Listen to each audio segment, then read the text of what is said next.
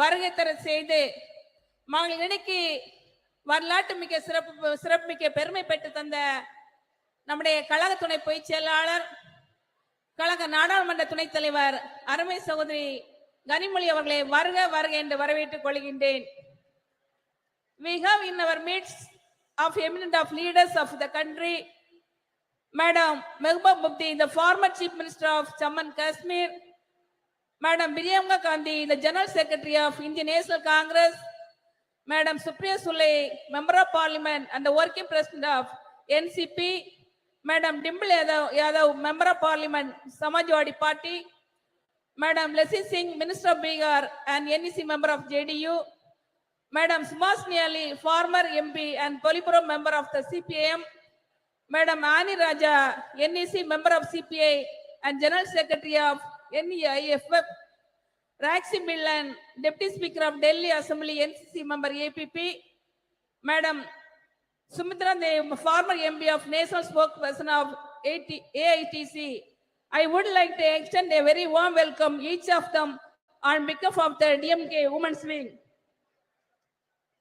இந்த வரலாற்று சிறப்புமிக்க மாநாட்டில் இன்று மேடையில் அமர்ந்திருக்க வேண்டிய நம்முடைய கழக பொதுச் செயலாளர்கள் மகளிர் உரிமை மாநாடு என்பதற்காக இன்று நாங்கள் எப்படி இந்த நிகழ்ச்சி நடைபெறுவது என்பது பார்வையாளராக எங்களை வாழ்த்தி கொண்டிருக்கும் கழக பொதுச் செயலாளர் அவர்களே, கழக பொருளாளர் அவர்களே, முதன்மை செயலாளர்களே, துணை பொதுச் செயலாளர்கள், இளைஞரணி செயலாளர் அமைச்சர் உதயநிதி ஸ்டாலின் அவர்களே, இந்த மாநாடு சிறப்பாக நடைபெறுவதற்கு காரணமாக இருந்த காஞ்சிபுரம் வடக்கு மாவட்ட செயலாளர் மரியாதை அமைச்சர் அன்பரசன் அவர்களே, இந்த மாநாட்டு இவ்வளவு வெற்றிகரம் நடைவதற்கு எல்லா பணிகளையும் முன்னின்று செய்த சென்னை தெற்கு மாவட்ட செயலாளர் சுகாதார அமைச்சர் மா சுப்பிரமணியன் உட்பட கலந்து கொண்டு சிறப்பித்துக் கொண்டிருக்கின்ற மாண்புமிகு அமைச்சர் பெருமக்கள், தலைமை கழக நிர்வாகிகள், மாவட்ட கழக செயலாளர்கள்,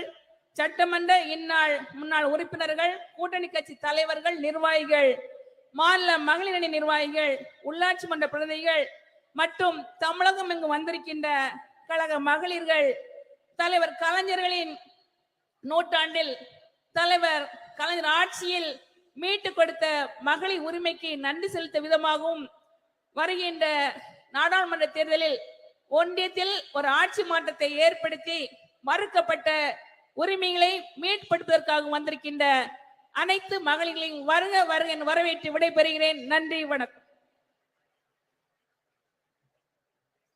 நன்றி. விருந்தினர்களை சிறப்பிக்கும் தருணம். Time to felicitate our dignitaries. மாண்புமிகு தமிழ்நாடு முதலமைச்சர் அவர்கள் திருமிகு மெஹபூபா முஃப்தி அவர்களுக்கு நினைவு பரிசு வழங்கி சிறப்பிப்பார்கள்.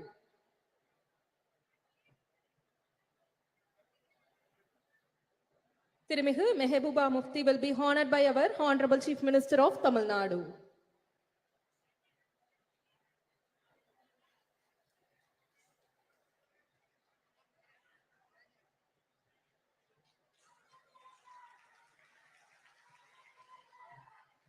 மாண்புமிகு தமிழ்நாடு முதலமைச்சர் அவர்கள் திருமிகு பிரியங்கா காந்தி வத்ரா அவர்களுக்கு நினைவு பரிசு வழங்கி சிறப்பிப்பார்கள். திருமிகு Priyanka Gandhi Vadra will be honored by our Honorable Chief Minister of Tamil Nadu.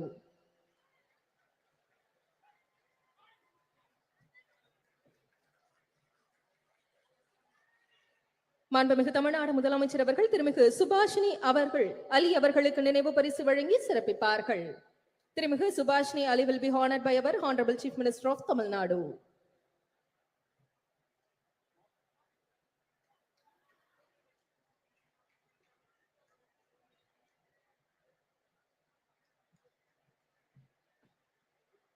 மாண்புமிகு தமிழ்நாடு முதலமைச்சர் அவர்கள் திருமிகு சுப்ரியா சுலே அவர்களுக்கு நினைவு பரிசு வழங்கி சிறப்பிப்பார்கள்.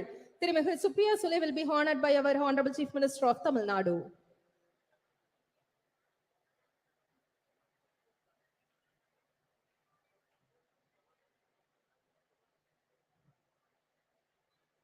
திருமிகு ஆனி ராஜா அவர்களுக்கு நினைவு பரிசு வழங்கி சிறப்பு செய்யப்பட உள்ளது. திருமிகு ஆனி ராஜா will be honored by our Honorable Chief Minister of Tamil Nadu.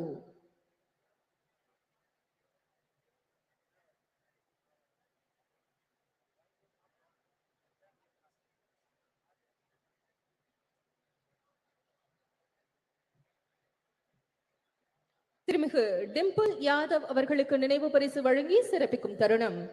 திருமிகு Dimple Yadav will be honored by our Honorable Chief Minister of Tamil Nadu.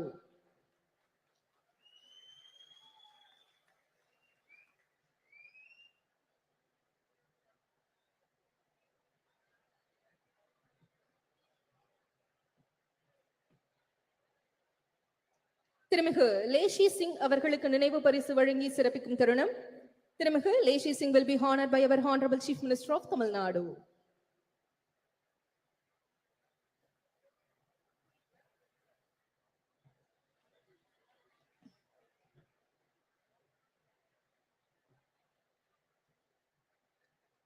திருமிகு சுஷ்மிதா தேவ் அவர்களுக்கு நினைவு பரிசு வழங்கி சிறப்பிக்கும் தருணம். திருமிகு Sushmita Dev will be honored by our Honorable Chief Minister of Tamil Nadu.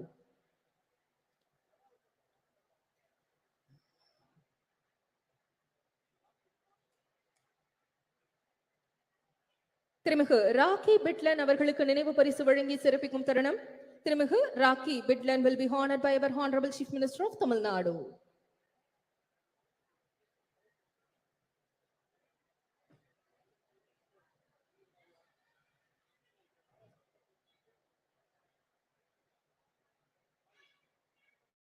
மாண்புமிகு தமிழ்நாடு முதலமைச்சர் அவர்கள் மாண்புமிகு மக்கள் நல்வாழ்வுத்துறை அமைச்சர் அவர்களுக்கு நினைவு பரிசு வழங்கி சிறப்பிப்பார்கள்.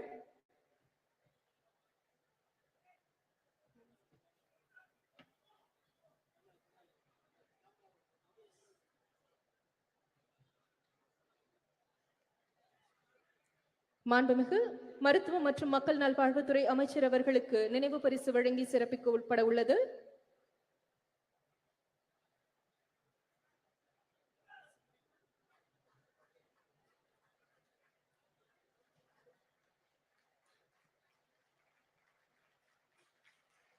The Honorable Chief Minister of Tamil Nadu honoring Honorable Minister of Health and Family Welfare.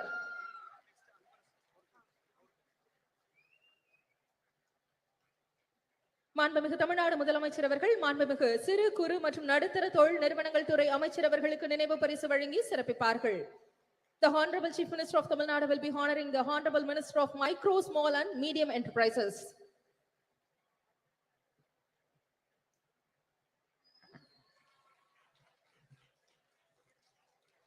திமுக பொதுச் செயலாளர் திருமிகு கனிமொழி கருணாநிதி அவர்கள் மாண்புமிகு தமிழ்நாடு முதலமைச்சர் அவர்களுக்கு நினைவு பரிசு வழங்கி சிறப்பிப்பார்கள்.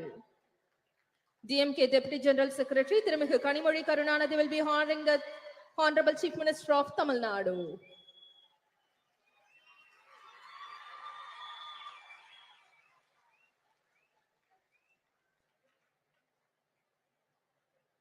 நன்றி.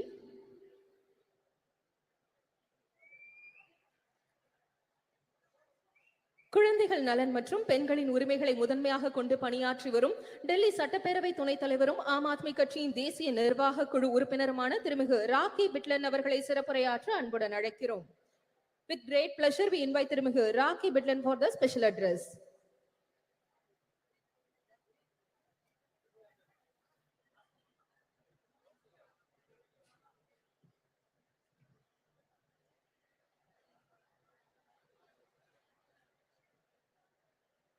बहुत बहुत धन्यवाद। मंच पर उपस्थित समस्त सम्मानित अतिथिगण, मेरे समक्ष बैठे चेन्नई के तमाम सम्मानित मतदाता, आज के इस कार्यक्रम को आयोजित करने से पहले मैं धन्यवाद देना चाहती हूं तमिलनाडु के मुख्यमंत्री श्री M.K. स्टालिन जी को, DMK की सांसद सुश्री कनिमोझी जी को, जिन्होंने ये कार्यक्रम को आयोजित किया, और देश भर से अलग अलग पार्टियों का प्रतिनिधित्व करती हुई आए हुए तमाम सम्मानित अतिथिगण जो मंच पर विराजमान है। मैडम सोनिया जी, आप सबका मैं दिल की गहराइयों से बहुत बहुत धन्यवाद करती हूँ, बहुत बहुत आभार प्रकट करती हूँ। साथियों, आज का कार्यक्रम जो आयोजित किया गया है वो महिलाओं के अधिकारों पर चर्चा करने हेतु इस कार्यक्रम को बुलाया गया, इसका आयोजन किया गया। महिलाएं जो इस देश की आधी आबादी है, महिलाएं जो हमारे समाज का अभिन्न अंग है, महिलाएं जो इस देश की व्यवस्था को सुव्यवस्थित करने के लिए अपना अभूतपूर्व योगदान देती हैं। ऐसी महिलाओं के अधिकारों के ऊपर आज चर्चा करने के लिए हमारी जैसी बहनें, हमारी जैसी बेटियां जो दूर दराज गांव में रहती हैं, उन हजारों हजार महिलाओं के अधिकारों पर चर्चा करने से पहले मैं धन्यवाद देना चाहती हूं, मैं श्रद्धांजलि देना चाहती हूं संविधान निर्माता डॉक्टर भीमराव अंबेडकर जी को, जिन्होंने संविधान का निर्माण करते वक्त अपने संविधान के अंदर देश की आधी आबादी को उनके अधिकार दिए, उनके हक दिए। डॉक्टर भीमराव अंबेडकर जी ने कानून बनाकर महिलाओं को समाज में समानता का अधिकार दिया, महिलाओं को समान शिक्षा और समान वेतन पाने का अधिकार दिया, महिलाओं को चार दीवारी से बाहर निकलकर अपने जीवन को अपने मुताबिक जीने का अधिकार दिया। डॉक्टर भीमराव अंबेडकर संविधान निर्माता ने तो कई दशकों पहले ही हमारे इस देश की आधी आबादी को उसके अधिकार दे दिए थे। ये देश की आधी आबादी संविधान निर्माता डॉक्टर भीमराव अंबेडकर जी का बहुत बहुत धन्यवाद करती है। और देश की आधी आबादी की ये महिलाएं जो आज देश के अलग अलग हिस्सों में अपना प्रतिनिधित्व करती हैं, चंद्रयान जैसी देश में जब ऐतिहासिक लॉन्चिंग हुई तो उसके अंदर भी जो महत्वपूर्ण योगदान है वो हमारे भारतवर्ष की बेटियों का रहा है, भारत की महिलाओं का रहा है।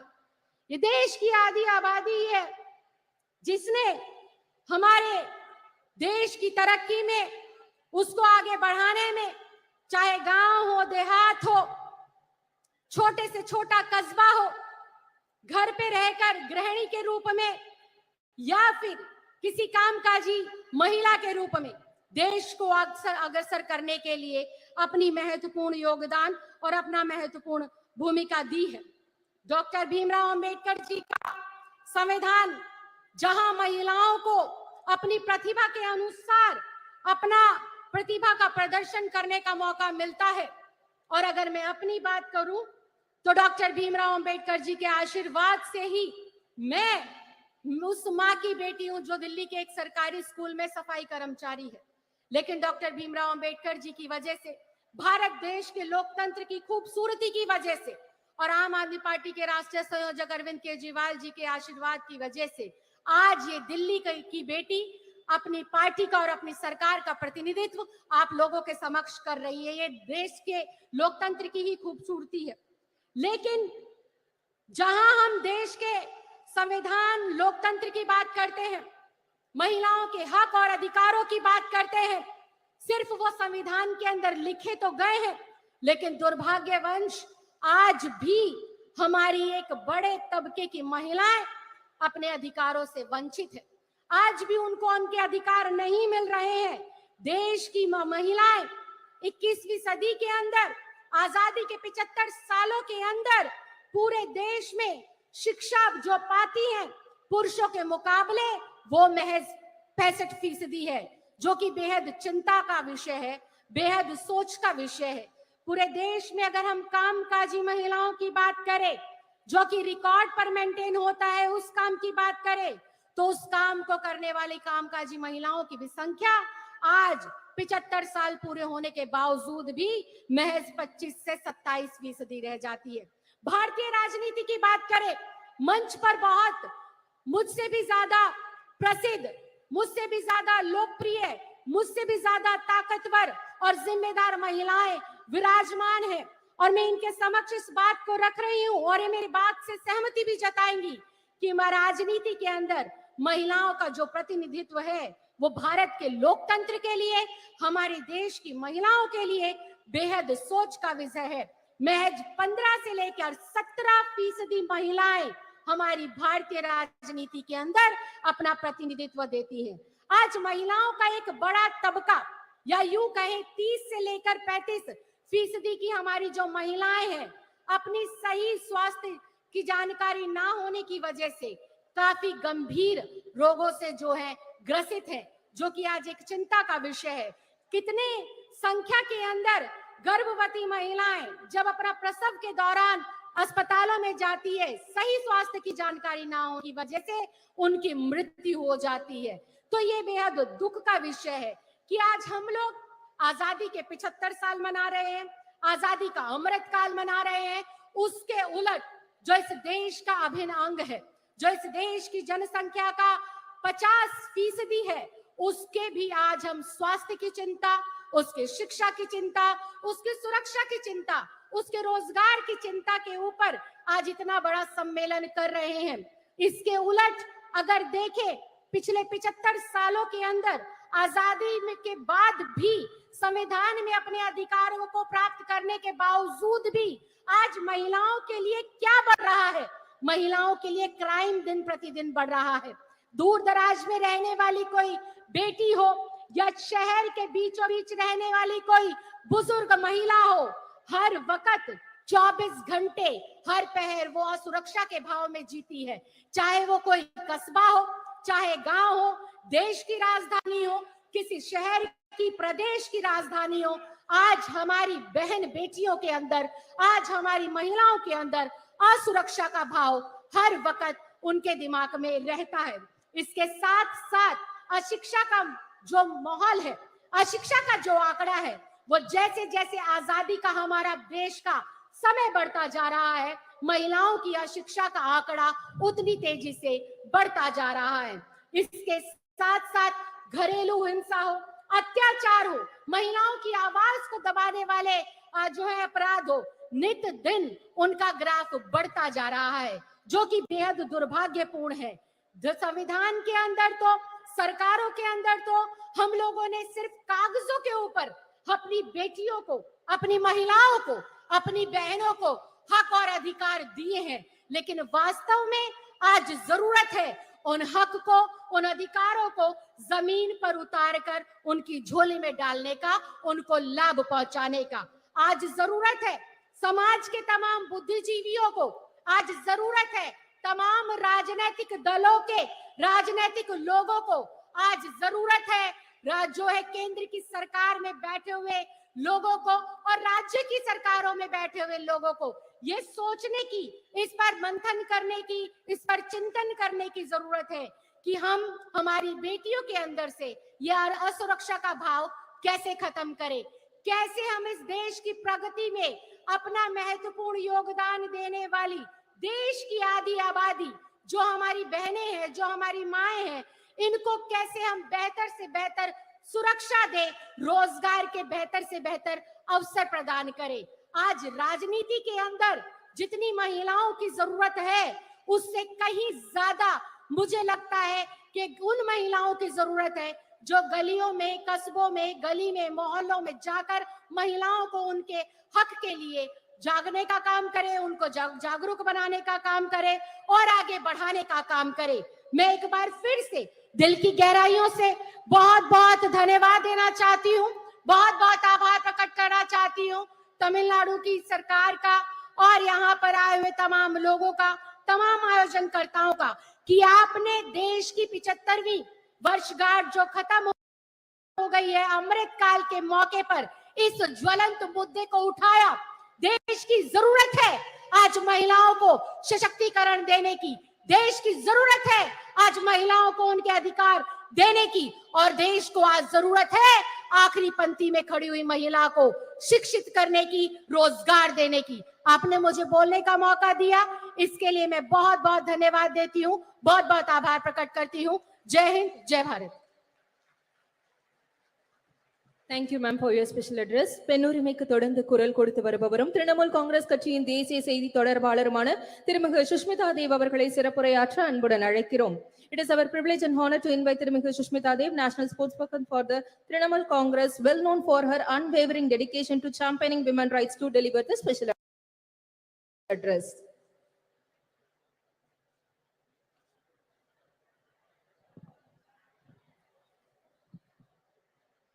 Honorable Chief Minister of Tamil Nadu, Thalapathy M.K. Stalin,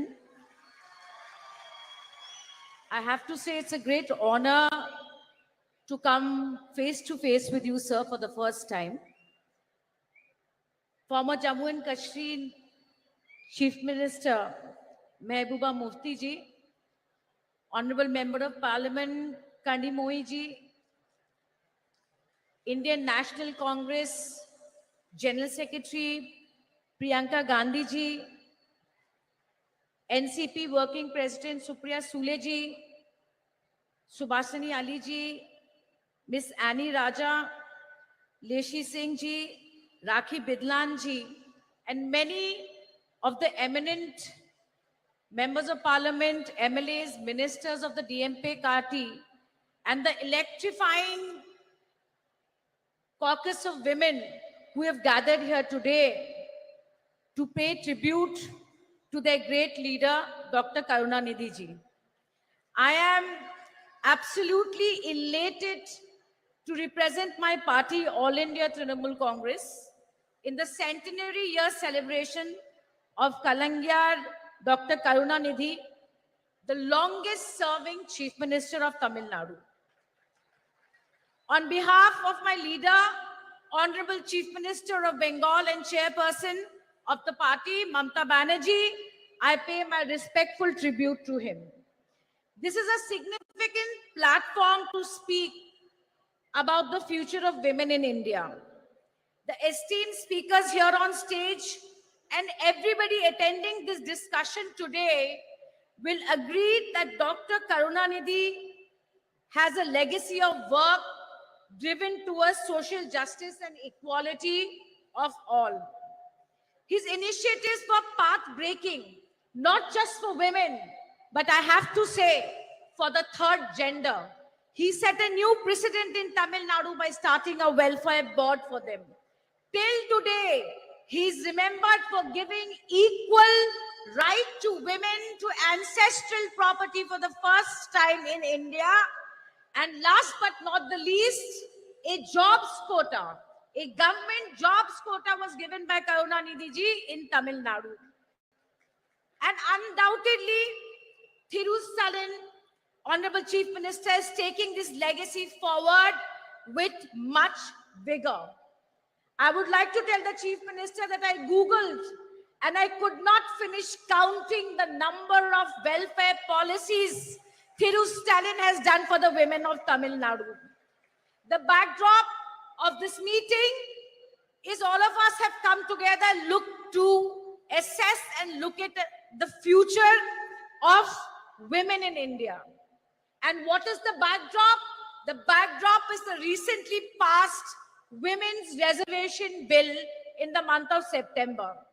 Historically, if we look at the debates of the Constituent Assembly, we will see that the women members of the constituency were in two minds whether there should be reservation or not.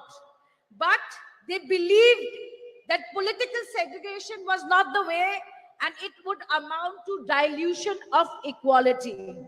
But my friends, that we all have to agree that in the last 72 years of electoral and party politics, the trend of women's participation in our great country is rather dismal. Therefore, started the churning for affirmative action. Why affirmative action? Because after independence, despite the role the women of India had played in the independence war and thereafter, we could not rid our societies of gender roles and patriarchy. Women have proved their ability to compete, and if I may say so, they have been better than men in many aspects. Yet, the economic and political participation is dwindling. I'm pained to say that we all today cannot keep repeating that what are the causes, what are the reasons why women of India are behind. But I think we all have to be instrumental in changing this. And may I say that no affirmative action alone can succeed. No affirmative action alone can succeed. I strongly believe that every single political party is a gateway to politics for women of India. The All India Trinamool Congress and my leader, Mamta Banerjee, implemented women's reservation during the 2019 parliamentary elections. She gave 41% nominations to women. And let me tell you, it was not an easy election for her. The 17 women who got tickets, I am proud to say that the 9 of them today are sitting in the Lok Sabha. Now, every 1 in 3 women in the Lok Sabha are from the Trinamool Congress. As the only woman chief minister of the country today, her own story, even her critics would admit, is one of resilience and grit. She faced every imaginable challenge, right from physical violence to patriarchy and even poverty, but stood tall through it. Once she succeeded, she used her party's capacity and her popularity to walk the talk and bring women to the forefront. Friends, compare Mr. Narendra Modi, the Prime Minister of India. His Beti Bachao and Beti Padhao campaign is nothing but an advertising and PR excess for Prime Minister Modi. I am sad to say that Nirbhaya shook the nation, but the funds remains unutilized. I am happy that women got the Ujjwala scheme, but the majority have rejected it. BJP, with an absolute majority, has delayed the reservation bill and given us a bill which is shackled in preconditions. It is preconditioned on a fresh census and a delimitation process. I hear on television people saying that women's reservation will be implemented in 2034. But let me tell you today that there is absolutely no guarantee that even if everything goes well, women's reservation will not come into effect till 2037. Not till 2037. The last time the Delimitation Commission was set up, it took 6 years to give a report. 6 years. Therefore, my friends, BJP is infamous for tokenism. Today, when the women's reservation bill was being debated in the parliament, we should be ashamed. We should be ashamed that the BJP MP accused of molesting our wrestlers was sitting in the parliament. Today, while women were being paraded naked in Manipur, raped and children orphaned, today the Prime Minister's conscience were not shaken. But like I said, how do we do it differently? And the only thing that I can think of is where women have voted in greater numbers, why should they remain at a minimum of a bare number of 9% in the Lok Sabha? If we want to change this, I feel that there has to be political will. I hope that you will agree with me that it is everyone's duty, every political party's duty to demolish the systemic and systematic discrimination and marginalization of women within parties has to stop. It must stop. We have to show the political will to have women in more substantive positions. But last but not the least, and I'm about to end my speech, that we have to recognize that to bring women to the forefront of politics, we need progressive male leaders like Dr. Karunanidhi. We need progressive male leaders like Shri Rajiv Gandhi ji, who gave the Panchayati Raj reservation. We need social activists like Raja Ram Mohan Nai, who stopped sati. I have absolutely no doubt in my mind that India parties will come to power in 2024 and oust this regressive and anti-woman regime that is ruling the country and convert and turn this Women's Reservation Act into the greatest enabler in the history of this country for women amendment. I end my speech by by quoting the only woman prime minister in this country, Indira Gandhi ji. There are two kinds of people, those who do the work and those who take the credit.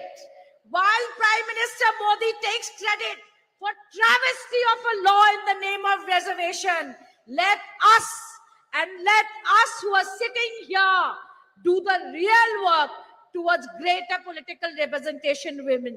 With these words, I once again thank the DMK party. I thank the women wings of the DMK party and your patience for listening to me. Jai Hind. Thank you very much. Thank you ma'am. Bihar மாநிலத்தின் உணவு மற்றும் நுகர்வோர் பாதுகாப்புத்துறை அமைச்சரும் ஐக்கிய ஜனதா தளம் கட்சியின் தேசிய நிர்வாக குழு உறுப்பினருமான திருமிகு லேஷி சிங் அவர்களை சிறப்புரையாற்ற அன்புடன் அழைக்கிறோம். We request திருமிகு லேஷி Singh, the Minister for Food and Consumer Protection of Bihar State.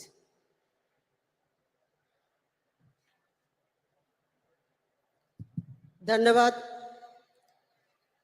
आज महिला अधिकार सम्मेलन में सर्वप्रथम मैं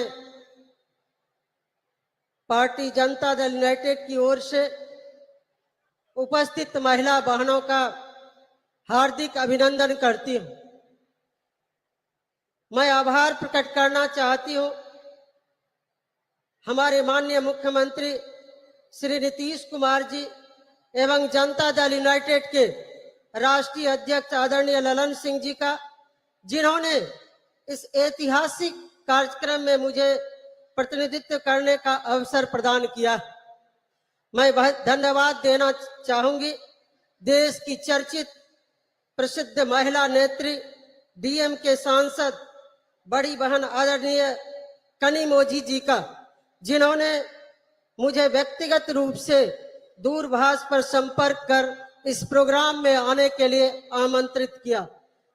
मैं जनता दल यूनाइटेड की ओर से इस कार्यक्रम में उपस्थित इस लोकप्रिय मुख्यमंत्री आदरणीय एम.के. स्टालिन जी, कांग्रेस की राष्ट्रीय महासचिव एवं देश की महिला बहनों की प्रेरणा स्रोत आदरणीय बहन प्रियंका गांधी जी, जम्मू कश्मीर की पूर्व मुख्यमंत्री एवं पीडीपी पार्टी की अध्यक्ष महबूबा मुफ्ती जी, देश की प्रसिद्ध वरिष्ठ सांसद एवं एनसीपी पार्टी की कार्यकारी अध्यक्ष बहन सुप्रिया सूले जी, समाजवादी पार्टी की नेता एवं माननीय सांसद बहन डिम्पल यादव जी, पूर्व सांसद एवं सीपीआई-एम पार्टी की पोलित ब्यूरो सदस्य बहन सुभाषिनी अली जी, पूर्व सांसद एवं ऑल इंडिया तृणमूल कांग्रेस की राष्ट्रीय प्रवक्ता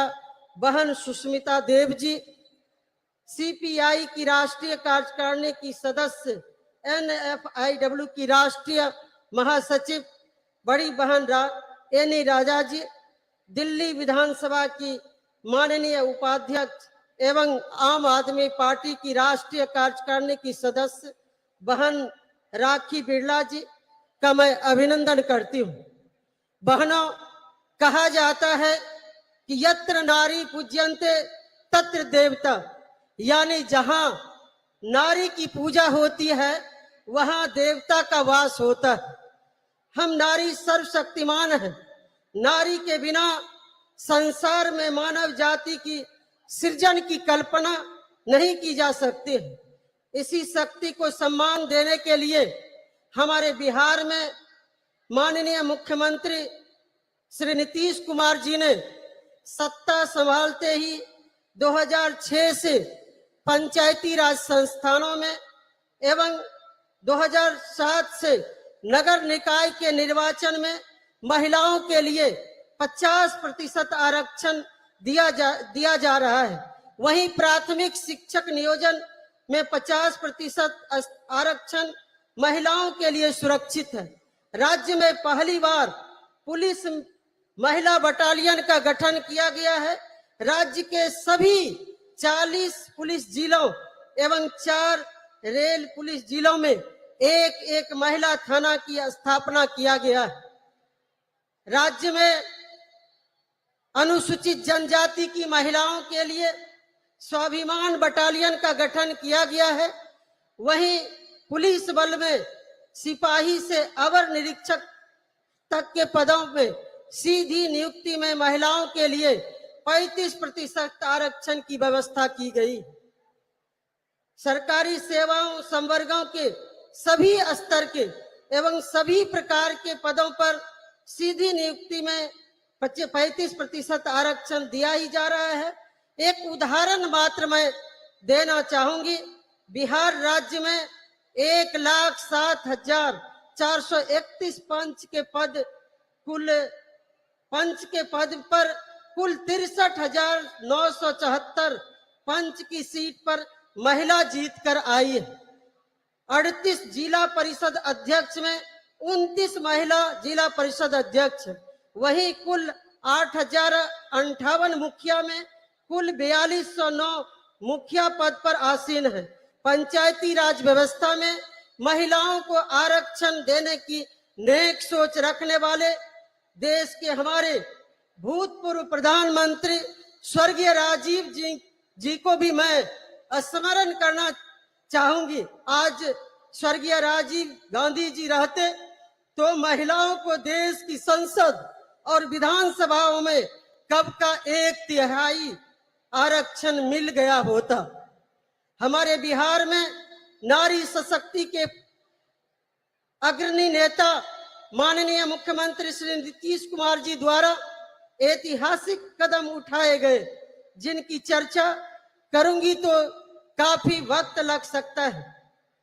मुख्यमंत्री बालिका पोशाक योजना, छात्रवृत्ति योजना, साइकिल योजना, बालिका प्रोत्साहन योजना, बिहार स्टूडेंट क्रेडिट कार्ड योजना, मुख्यमंत्री किशोरी स्वास्थ्य कार्यक्रम आदि चलाकर महिलाओं को अवसर प्रदान किया गया है। मुख्यमंत्री कन्या उत्थान योजना, लक्ष्मीबाई पेंशन योजना, मुख्यमंत्री नारी शक्ति योजना से महिलाओं को काफी लाभ पहुंचा है।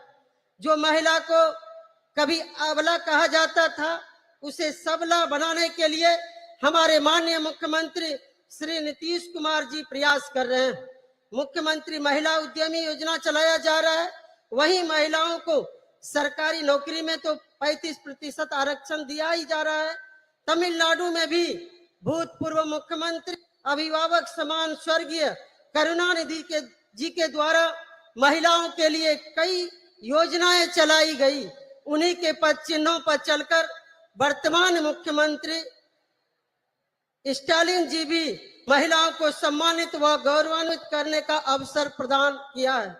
हम इसके लिए आदरणीय स्टालिन जी का समस्त महिला बहनों की ओर से आभार प्रकट करती हूं और धन्यवाद देती हूं।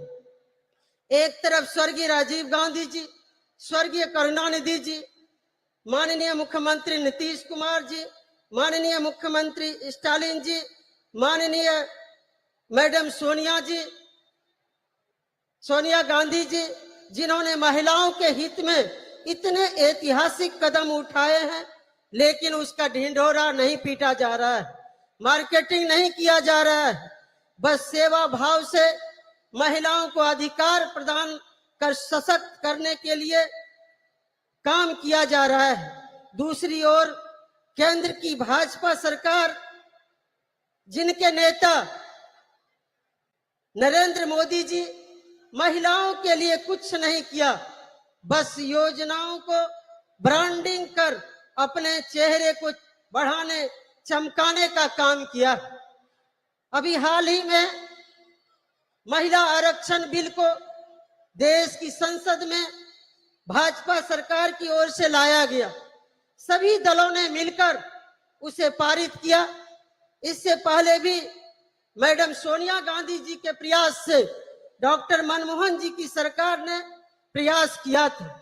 इस बिल का नाम नारी शक्ति वंदन अधिनियम रखा गया। बहनों भाइयों, लेकिन ये नारी शक्ति वंदन के बजाय मोदी वंदन बनकर रह गया। इस बिल में कब आरक्षण लागू होगा, कोई समय सीमा नहीं बताया गया। वंचित अति पिछड़े वर्गों का ख्याल नहीं रखा गया है। लेकिन मोदी जी एक जुमला की तरह इस विधेयक पर अपनी पीठ थपथपा रहे हैं। नारी वंदन के बजाय नरेंद्र मोदी महिलाओं से आरती उतरवा रहे हैं, अपना चरण वंदन करवा रहे हैं। उनका इस बिल से कोई लेना देना नहीं है, सिर्फ अपना चेहरा चमकाने के लिए इस तरह का बिल पेश किया गया। माननीय मैडम सोनिया जी, मैं तमाम प्रियंका गांधी जी, तमाम यहाँ पर जितने भी महिला नेत्री हैं, मैं उनको आश्वस्त करना चाहूंगी, मोदी सरकार देश में आने वाली नहीं है। ये बिल शायद आपके और नीतीश कुमार जी, स्टालिन जी, शरद पवार जी, इंडिया के प्रमुख नेताओं के नेतृत्व में बनने वाली सरकार में ही ये संभव हो पाएगा। हम सभी चाहते हैं देश की महिला आरक्षण बिल में बिहार मॉडल को अपनाया जाए, जिसमें आबादी के हिसाब से 50% आरक्षण महिलाओं को बिल मिल सके, बिल में प्रावधान हो। इस कार्यक्रम के माध्यम से देश की महिला बहनों से कहना चाहूंगी कि हम महिलाएं किसी क्षेत्र में पुरुषों से कम नहीं है। यहाँ तक कि पुरुषों के तुलना में महिलाएं ज्यादा ईमानदार, कर्तव्यनिष्ठ हैं। आज महिलाएं हर क्षेत्र में अव्वल होती आ रही है। महिला एक घर में जन्म से लेकर दूसरे के घर भी जाकर उसे सुसज्जित संस्कार देने का काम करती है। महिलाएं धरती से लेकर अंतरिक्ष तक पहुंची। महिलाओं को केवल अवसर मिलने की आवश्यकता है। महिलाओं को अवसर मिलने पर महिलाओं ने साबित कर दिया है कि पुरुषों से कई ज्यादा गुना काबिलियत महिलाओं में है। देश की महिला प्रधानमंत्री स्वर्गीय इंदिरा गांधी जी इसका सशक्त उदाहरण है, जिन्होंने अपनी नेतृत्व क्षमता से दुश्मन देश के दांत खट्टे कर अपनी दृढ़ इच्छा शक्ति संकल्प के कारण उन्हें आयरन लेडी कहा जाता है। मुझे विश्वास है जिस तरह से इंडिया के नेतागण, चाहे वो माननीय मुख्यमंत्री नीतीश कुमार जी हो, चाहे मैडम सोनिया जी, मैडम प्रियंका गांधी जी, महबूबा जी, स्टालिन जी, मैडम कनिमोझी जी, सुप्रिया सुले जी एवं समस्त मंचासीन विभिन्न विपक्षी नेताओं के दलों के नेताओं के सभी महिला नेतृगण आदि ने महिलाओं को अवसर और संबल प्रदान कर रहे हैं। वो दिन दूर नहीं, महिला इतनी सशक्त होगी कि वेद पुरानों इतिहास में जो उसे शक्ति प्रदान थी वो शक्ति प्राप्त करेंगी, तभी आरक्षण के लिए मुहताज नहीं होना पड़ेगा। मैं विनम्रता के साथ अनुरोध करना चाहूंगी मैडम प्रियंका जी से, मैडम कनिमोझी जी से, मैडम सुप्रिया सुले जी से, महबूबा जी से एवं समस्त मंचासीन सभी महिला नेत्रियों से कि एकजुट होकर देशव्यापी कार्यक्रम के तहत मातृवंदन अभियान पर निकले। हम सभी साथ मिलकर कदम से कदम मिलाकर चलने को तैयार हैं। देश की महिलाएं आप सबों को पुकार रही है, आप आगे बढ़े, हम सभी साथ। बस आदि आबादी ही नरेंद्र मोदी का हिसाब किताब बराबर कर देंगी। मुझे विश्वास है कि मेरे अनुरोध पर आप सभी विचार करेंगे। अंत में मैं बिहार के माननीय मुख्यमंत्री श्री नीतीश कुमार जी के ओर से यहाँ उपस्थित महिला बहनों को शुभकामना प्रेषित करती हूँ। उनकी ओर से महिलाओं की अधिकार की हर लड़ाई में सहयोग समर्थन का भरोसा देते हुए यही उनका शुभकामना संदेश है। पुनः इस कार्यक्रम में आयोजनकर्ता मैडम कनिमोझी जी, यहाँ के लोकप्रिय मुख्यमंत्री आदरणीय स्टालिन जी एवं समस्त मंचासीन नेताओं बड़ों से आशीर्वाद लेते हुए अपनी वाणी को विराम देती हूँ। जय हिंद, जय Bharat. Thank you, ma'am. Samajwadi கட்சியை சேர்ந்த நாடாளுமன்ற உறுப்பினர் திருமிகு டிம்பிள் யாதவ் அவர்களை சிறப்புரையாற்ற அன்புடன் அழைக்கிறோம். We are delighted to welcome திருமிகு Dimple Yadav. Member of Parliament has demonstrated that women's parliamentation in politics lead to the empowerment of society to deliver special address. Thalapati, M.K. Stalin-ji, Mrs. Kani Mohi, MP and Deputy General Secretary of DMK, General Secretary of International Congress, Priyanka Gandhi ji, MP and Working President of NCP, Mrs. Supriya Sule ji, former Chief Minister of Jammu Kashmir, Chairperson PDP, Mrs. Mehbooba Mufti ji, former MP and Pilot Bureau member of CPI-M, Mrs. Subhashini Ali ji, National Congress, National Executive Committee member, CPI, Mrs. Ani Raja ji, Minister of Food and Consumer Protection, Government of Bihar, Mrs. Leshi Singh ji, Deputy Speaker, Delhi Assembly, and National Executive Member of AAP, Mrs. Rakhi Bidlan ji, former MP and National Spokesperson, AITC, Mrs. Shushmita Dev ji, and all the dignitaries who are present in front of me, all the distinguished guests, and my fellow citizens of India. This day and moment have been 100 years in the making, as today we celebrate the centenary of the DMK patriarch and a great son of soil, a towering leader, a progressive ideologue, a politician par excellence, and the founder of the political movement for the betterment of India and all its people, respected Shri M. Karunanidhi ji. He was popular as Kalanyar and Muttamin Aranyar.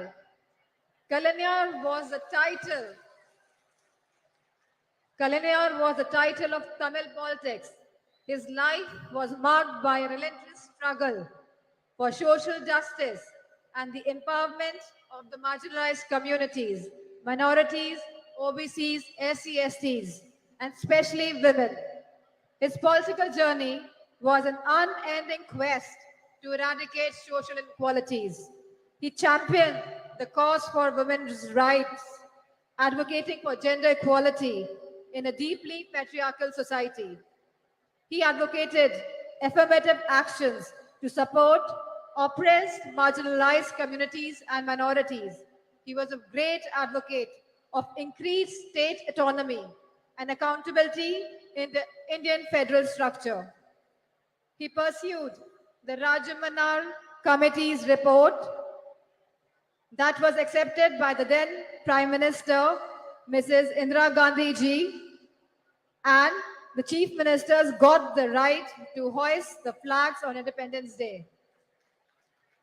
Kalanar's life was dedicated to the pursuit of social justice, an endeavor that remains even more relevant and inspiring today. His vision was rooted in the principles of equality, fairness, and inclusivity. He believed that society could only prosper when every citizen, regardless of their background, was given equal opportunities to thrive. Under his leadership, the DMK pioneered several progressive policies that aimed to uplift the marginalized and oppressed sections of society. His government increased the reservation for backward classes from 25 to 31% and from 16 to 18% for SC/STs, established the first ministry for the welfare of the backward class. As a member of parliament and a woman, I am deeply honored to address you all on this special occasion, and I want to focus on the three fundamental aspects of the vision for India: an unyielding commitment to social justice, tireless effort to protect the dignity of each individual, and untiring advocacy for women's rights. Samajwadi Party remains committed to these ideals as we cherish and uphold an unwavering commitment to protecting the respect and dignity of every individual. In a diverse India, the protection of regional, social, cultural, and linguistic identities is of paramount importance as it is the integral to the identity and pride of each and every individual. Leadership in this regard is not about exclusion, but rather about pluralism and diversity. Celebrating the unique cultural tapestry that is India. Now I turn my attention to the third crucial aspect of our vision, a deep sense of commitment to women's rights. We all must be a true feminist today, advocating for gender equality, women's education and upliftment, policies that have always been advocated and implemented by the Samajwadi Party in Uttar Pradesh, found home and expression in Tamil Nadu under Kalainar. He raised girls' marriageable age, provided women one-third reservations in the government jobs, local body elections, property rights, subsidized loans, financial assistance to widows, marriage, intercaste marriages, self-help groups, vocational training programs, free power and gas connections, and rice at ₹1, and many much policies. We must recognize that women's economic empowerment is not only a matter of individual dignity, but also a path towards overall societal and economic progress. This is in strict conformance to what successive Samajwadi Party governments have delivered for women in Uttar Pradesh under the Chief Ministership of Honorable Netaji and Shri Akhilesh Yadav ji. For us, women's right is not a manner of speech, but a matter of faith and action. Let me draw the focus to the task at hand for this August gathering. The Magalir Urmai Nadu being organized today by the DMK Women's Wing, headed by MP Kani Mohi, calls upon the central government, headed by BJP, for immediate action on women's rights issues. The BJP government has totally been proven incompetent and an abject failure in securing women's rights and providing security and safety to women. India has witnessed an alarming surge in crimes against women, particularly of the OBCs, SC/STs, and the minorities. This dire situation reflects poorly on the government's ability to ensure the safety and the security of women, especially from the OBCs, SC/STs, and minorities, who bear the brunt of this crisis.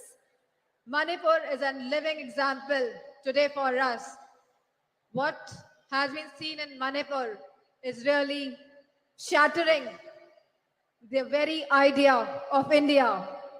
The data reveals that incidents of rape and sexual assault and violence against young girls, infants, women, and older women have reached to one of the highest ever under the BJP government, exposing a fundamental breakdown in social order, sense of security, and law and order.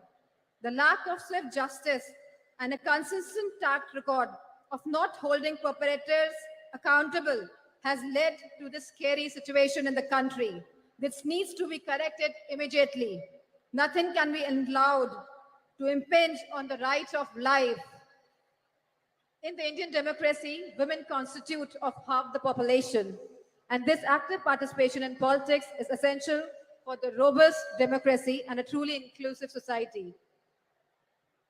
The recent proposal by the BJP government to postpone the vital reform of implementing 33% reservations of women in parliament and state assemblies way into the distant future is a huge disappointment that appears to be only a BJP political ploy.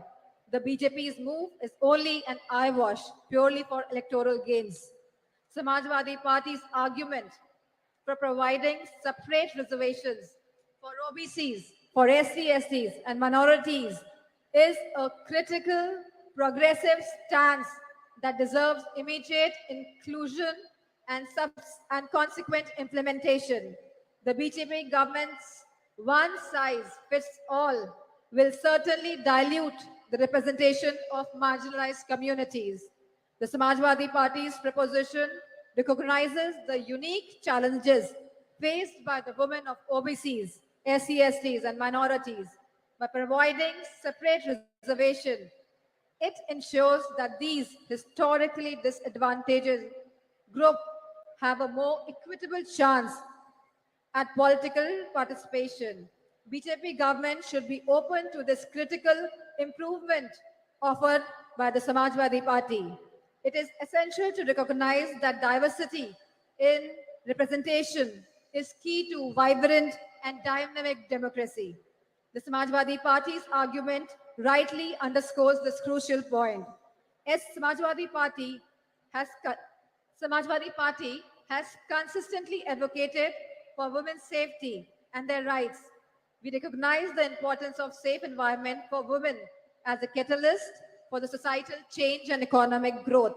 A safe environment empowers women to participate more actively in the workforce, driving India's progress. In fact, Claudia Golden of Harvard, who won the Nobel Prize in Economics, argues for increased women labor force participation rate, validating Samajwadi Party's approach and philosophy on this subject. The time for procrastination has passed. We need to break down the barriers that have held women back for so long. Let us build a society where everyone can live with dignity, freedom, and equal opportunities. We at Samajwadi Party, along with the India Coalition, are committed to making this vision a reality. And we urge all the citizens to join us in this essential demand for the coming change. It is an idea whose time has come. Thank you, DMK, for organizing this wonderful Congress, this wonderful conference today, and for giving me this opportunity to present my views, my thoughts on behalf of Samajwadi Party. And I thank all the women wing of DMK. Thank you. Jai Hind. Thank you ma'am. சமத்துவத்தையும் சமூக மாற்றத்தையும் இலக்காக கொண்டு மகளிர் உரிமைகளுக்காக போராடி வரும் இந்திய கம்யூனிஸ்ட் கட்சியின் தேசிய நிர்வாக குழு உறுப்பினரும் இந்திய மாத தேசிய சம்மேளனத்தின் பொதுச் செயலாளருமான திருமிகு ஆனி ராஜா அவர்களை சிறப்புரையாற்ற அன்புடன் அழைக்கிறோம்.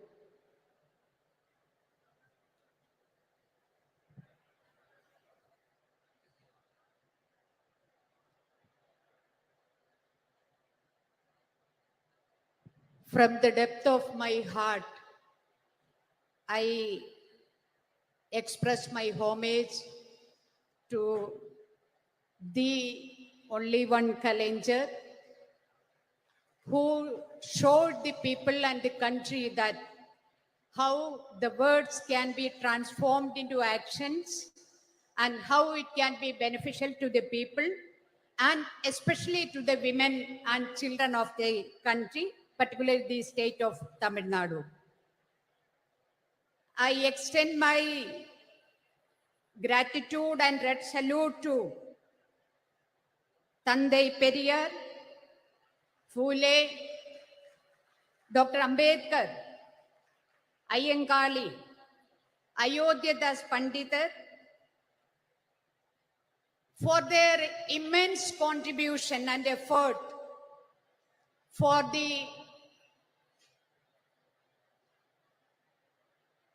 today what we have achieved, and today we are standing before you and the party is organizing a meeting for the women to discuss about their rights.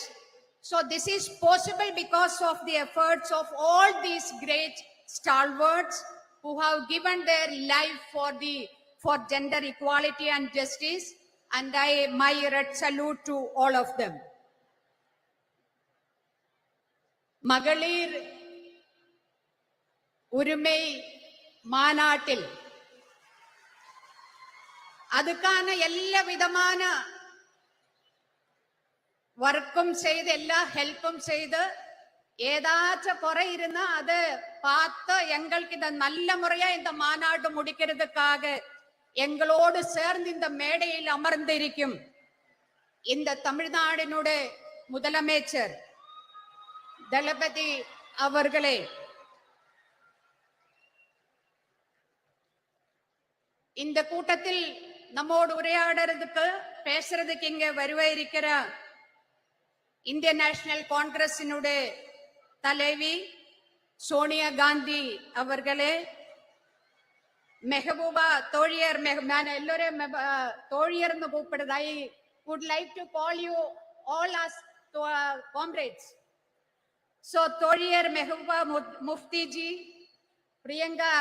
தோழியர் Priyanka Gandhi ji, தோழியர் கனிமொழி ஜி, தோழியர் சுபாஷினி ஜி, தோழியர் சுப்ரியா சூலே ஜி, தோழியர் டிம்பிள் யாதவ் ஜி, தோழியர் லஷி சிங் ஜி, தோழியர் சுஷ்மிதா தே, தோழியர் ராக்கி, அண்ட் நம்மளை எல்லோரும் இங்க வருக வருக என்று வெல்கம் பண்ணி அமர்ந்திருக்கிற தோழியர் ஹெலன் ஜி, உங்களுக்கு எல்லோருக்கும் இந்தியன் கம்யூனிஸ்ட் பார்ட்டி சிபிஐயுடைய இந்திய மாதர் தேசிய சம்மேளனம் NFIW நெஞ்சார்ந்த வணக்கத்தையும் வாழ்த்துக்களையும் தெரிவிக்கிறேன்.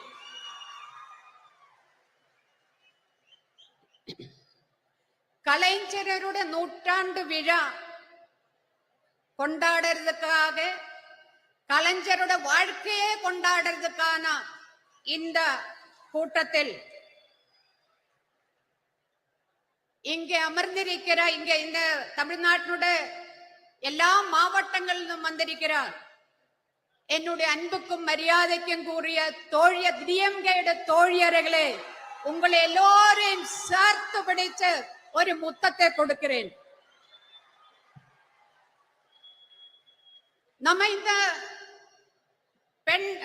பெண்கள் உரிமை மாநாடு நடக்கும் போது என்ன நேட்டங்கள் இந்த தமிழ்நாட்டில பெண்களுக்காக கலைஞரும் அதே மாதிரி டிஎம்கே பார்ட்டியும் இங்க நமக்கு பெற்று தந்திருக்கிறதோ, அதே மாதிரி இந்திய தேசத்துல நம்ம பெண்கள் என்ன சட்டங்களை என்ன உரிமைகளை நம்ம நேடி இருக்கிறதோ, இந்த போன 75 ஆண்டுக்குள்ளே போராட்டங்கள் பண்ணி நம்ம நேடி இருக்கிறதோ, அந்த அத்தனை உரிமைகளையும் பறிக்கிற மாதிரி தான் இன்னைக்கு மத்தியில் ஒன்றிய ஆட்சி இந்த தேசத்தை ഭരിച്ചു கொண்டிருக்கிறது. மனுவாதி பாசிசம் இந்தியாவில் எல்லா இடத்திலுமே பாம்பு மாதிரி, விஷப்பாம்பு மாதிரி பத்தி விடர்த்தி ஆடுறத ஒரு நிலைமையை பார்க்கிறது.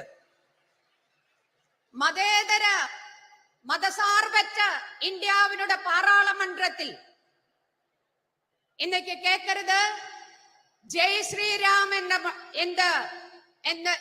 എന്നൊരു குரல் தான். அதே மாதிரி செங்கோல் இன்னைக்கு இந்தியாவினுடைய பிரசிடென்ட், ஒரு பெண் பிரசிடென்ட், அவங்க தாழ்த்தப்பட்ட ஒடுக்கப்பட்ட கம்யூனிட்டியிலிருந்து வந்திருக்கிற பிரசிடென்ட், அந்த மாதிரி ஒரு பெண் பிரசிடென்ட் இருக்கும் போதும் இந்தியாவினுடைய பாராளுமன்றத்துக்கு வெளியே அவங்களை உட்கார வச்ச, பாராளுமன்றத்துக்குள்ள செங்கோல் கொண்டு வைக்கிற ஆட்சி இன்னும் நரேந்திர மோடி 56 இன்ச்சு நெஞ்சளவுள்ள பிரதமர் உட்கார்ந்த இந்த தேசத்தை தொலைக்கிறதுக்காக உட்கார்ந்து இருக்கிற ஒரு கட்டத்தில் தான், ஒரு சந்தர்ப்பத்தில் தான் மகளிர் உரிமை மாநாடு கலைஞருடைய நூற்றாண்டு விழாவை ஒட்டி இன்னும் நாம இங்க நடத்திட்டு இருக்கிறது.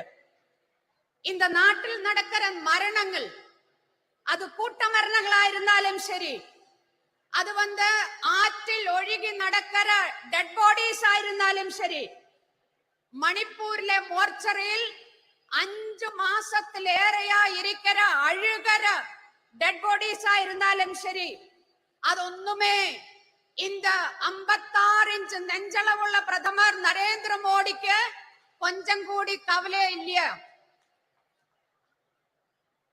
ബലാത്സംഗം, പാലിയൽ ബലാത്കാരമാവട്டும், കൂട്ട പാലിയൽ ബലാത്കാരമാവட்டும், അതെല്ലാമേ ചാനൽ ചർച്ച, നമ്മ ஊடகங்களில் சர்ச்சை 2 நாள் 4 நாள். அதுக்கு பிறகு யாரையுமே அது கவலைப்படுத்தாத ஒரு செய்தியா மாறி இருக்கிற ஒரு சமயத்தில் தான் மகளிர் உரிமைக்கான மாநாடு நாம இங்க நடத்திட்டு இருக்கிறது. 2002 குஜராத் கலவரம். அந்த குஜராத் கலவரம் அது பிளான் பண்ணி டிசைன் பண்ணி நடப்பிலாக்கிய கலவரம் தான். ஆனா இந்த 2023 நம்ம இந்த மகளிர் மாநாடு நடக்கும்போது, உரிமை மாநாடு நடக்கிற இந்த டைமில் எங்க வேணாலும் எப்ப வேணாலும் மரணம் நம்மளை தேடி வர ஒரு நிலைமை. எங்க வேணாலும் எப்ப வேணாலும் பெண்கள் பாலியல் பலாத்காரத்துக்கு ஆளாகிற ஒரு நிலைமை. அந்த மாதிரி ஒரு நிலைமையில் தான் இன்னைக்கு நம்ம இருக்கிறது. ட்ரெயினில் பயணம் செய்யும்போ அந்த ட்ரெயினில் பயணம் செய்யறவங்களே அவங்களை காப்பாற்றுவதற்காக போலீஸ், ரயில்வே போலீஸ் இருக்கிறது. ஆனா அந்த ரயில்வே போலீஸ் பயனாளிகளை தோக்கெடுத்து துப்பாக்கி எடுத்து சுட்டு கொலை பண்ணற காட்சி நம்ம கண் முன்னாடி இருக்கிறது.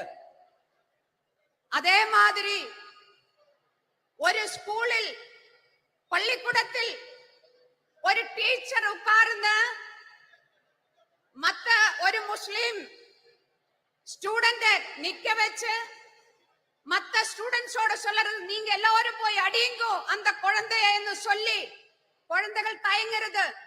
ஆனாலும் அவங்கள ஃபோர்ஸ் பண்ணி அந்த குழந்தைய அடிக்க வைக்கிறது. இதும் நம்ம கண் முன்னாடி பார்த்துட்டு இருக்கிறது. ஒரு சிறுமி, 8 வயசான சிறுமி கூட்ட பாலியல் பலாத்காரത്തിന് ഇരയായി அங்கிருந்து தப்பிச்சோடி பல வாதிலும் தட்டி விழிக்கிறது, முட்டுறது, என்னை காப்பாற்றுங்கோ. ஆருமே வாதில் துறக்காம அதை அப்படியே ஆட்டி ஓடிக்கிறது. இதும் நம்ம கண் முன்னாடி நடக்கிறது. இந்த மாதிரி ஒரு நிலைமையில் ஏன் இது நடக்காம இருக்குவே? 2014 இந்தியில ஒன்றியத்தில் பிஜேபி தலைமையிலான ஆட்சியா வந்ததிலிருந்து, அதுக்கு முன்னாடியே பெண்களுக்கு எதிரான வன்கொடுமைகள் நடந்துட்டு இருந்தது. ஆனா 2014 இருந்து பார்த்தா அதனுடைய நம்பர் அது ரொம்ப அதிகமா போயிட்டு இருக்கிறது. நம்பர் அதிகமா போகிறது மட்டும் கிடையாது, அதனுடைய குரூரதா எவ்வளவு கொடூரமான விதத்தில் அந்த பெண்கள் அந்த மாதிரி பாலியல் பலாத்காரத்துக்கு ஆளாகிறது. இது மட்டுமல்ல, இந்த மாதிரி பாலியல் பலாத்காரத்துக்கு ஆளான அது கேஸுக்கு போனா, கோர்ட்டுக்கு போனா அங்க குத்தவாளிக்கு தண்டனை கிடைக்கிறது ரொம்ப ரொம்ப கம்மி. 100 கேஸ் எடுத்தா அதுல 5 கேஸில் கூடி குத்தவாளிய தண்டிக்கிறது கிடையாது. அது மட்டுமா, ரொம்ப ரொம்ப இந்தியாவில் இருக்கிற பெண்கள் இன்னைக்கு போர் முகத்தில் நிற்கிற மாதிரி യുദ്ധ സമാനമായ ഒരു സാഹചര്യത്തിലൂടെ ഇന്ത്യയിലെ സ്ത്രീകൾ കടന്നു പോകുന്നു എന്ന് പറയുന്നതിന് പ്രധാനപ്പെട്ട 2 കാരണങ്ങൾ ഇരിക്കുന്നത്. ഒന്ന്, ഇന്ത്യയില് നിറയെ ചട്ടങ്ങൾ ഇരിക്കുന്നത് പെൺകളെ കാപ്പാറ്റുവதற்காக, பெண்களுடைய உரிமையை உறப்பு கொடுக்கிறதுக்காக, பெண்களை எல்லா விதமான கொடூரங்களிலும் காப்பாற்றுவதற்கான சட்டங்கள். அது எந்த சட்டமும் சும்மா ஏதாச்சும் இந்த நரேந்திர மோடி கொண்ட இங்க தந்தது கிடையாது. எங்களுக்கு எல்லாமே இந்தியாவிலே பெண்கள் போராடி அவங்களுடைய டெட் பாடி மேலே, அவங்களுடைய ரத்தத்தின் மேலே நின்னுதான் நிறைய சட்டங்கள் இந்தியாவினுடைய பாராளுமன்றம் பாஸ் ஆக்கியது. என்ன வருது இன்னைக்கு அந்த சட்டங்கள்? அங்கே குஜராத்தில் ബിൽക്കിസ് ബാനുവിനെ പറ്റി ഞാൻ നിങ്ങളോടെല്ലാം சொல்ல വേണ്ട അവസരം கிடையாது. ബിൽക്കിസ് ബാനുവിനെ അവളുടെ കുടുംബത്തിലെ മറ്റ പെൺകളെ കൂട്ട പാലിയൽ ബലാത്കാരം பண்ணி அவங்களை கொலை பண்ணிய அந்த கொடும் குற்றவாளிகள் അവങ്ങളിൽ ജയിലിൽ ഇരുന്നത്. ഇന്ത്യ വന്ന് 56 ഇഞ്ചുകാരൻ പ്രധാനമന്ത്രിയുടെ തലമയിൽ 75 ആണ്ട് സ്വതന്ത്ര ദിന വിഴ നമ്മ സെലിബ്രേറ്റ് பண்ணிருக்கும்போது இந்தியாவில ஜனங்கள் செலிப்ரேட் பண்ணிருக்கும்போது இந்தியாவினுடைய பிரதமர் நரேந்திர மோடி செங்கோட்டையில் இருந்து பேசிட்டு இருக்கும்போது அதே நேரத்தில் குஜராத்தில் இருந்த அந்த கொடும் குற்றவாளிகளை ஜெயிலில் இருந்த அந்த குற்றவாளிகளை அப்படியே ஜெயில் திறந்து விட நீங்கள் எல்லாம் போயிடுங்கோ என்ன சொன்னது? சன்ஸ்காரி பிராமின் அவங்களெல்லாம் பயங்கரமான பிராமின்ஸ். பிராமணை வந்து ஜெயிலில் வச்சா கொடும் பாவம், அதனால அவங்களை விடுவிக்கிறேன் அப்படின்னு சொல்லி பில்கிஸ் பானுவினை அவளுடைய குடும்பத்தை அழிச்ச அந்த பெண்களை கற்பழிச்ச அந்த கொடும் குற்றவாளிகளை ஜெயில்னு ஃப்ரீயா விடுறது. அது என்ன அர்த்தம்? அதுக்கு அர்த்தம், அதனுடைய அர்த்தம் என்ன சொன்னா, இந்தியாவில் இருக்கிற அத்தனை சட்டங்களும் பெண்களுக்கான பெண்களோட உரிமைக்கான அத்தனை சட்டங்களும் அதுக்கு எந்த அர்த்தமும் இல்லாத போகிறது. 2014 இருந்து ഞാൻ முடிக்கிறேன். 2014 இருந்த ഇന്നു വരേക്കും RSSനാൽ നയിക്കപ്പെടുന്ന ഫാസിസ அரசாங்கம், மத்திய அரசாங்கம், ஒன்றிய அரசாங்கம் அது வந்து பெண்களை ஏமாற்றித்தான் இன்னைக்கு ஆட்சியில் அமர்ந்திருக்கிறது. என்ன சொன்னான்னு எனக்கு முன்னாடி இங்க பேசியது பேட்டி பச்சாவோ பேட்டி படாவோ அதெல்லாம் நான் சொல்றது இல்ல. இப்ப என்ன கடைசியில வந்து பெண்களுக்கு இடஒதுக்கீடு சட்டம் பாஸ் பண்ணி இருக்கிறது. இந்த பேப்பர்ல சக்கரை எழுதி வைக்கிறது, சக்கரை. அப்புறம் கட்டன் சாயை எடுத்து நான் குடிக்கிறது. அந்த கட்டன் சாயில விலைவாசினால சக்கரை கிடையாது. இன்னைக்கு சென்டர் அங்க இருந்தா சக்கரை கொடுக்கறது கிடையாது. இங்க தமிழ்நாட்டுல சக்கரை கொடுக்கறதா என்னன்னு தெரியல எனக்கு.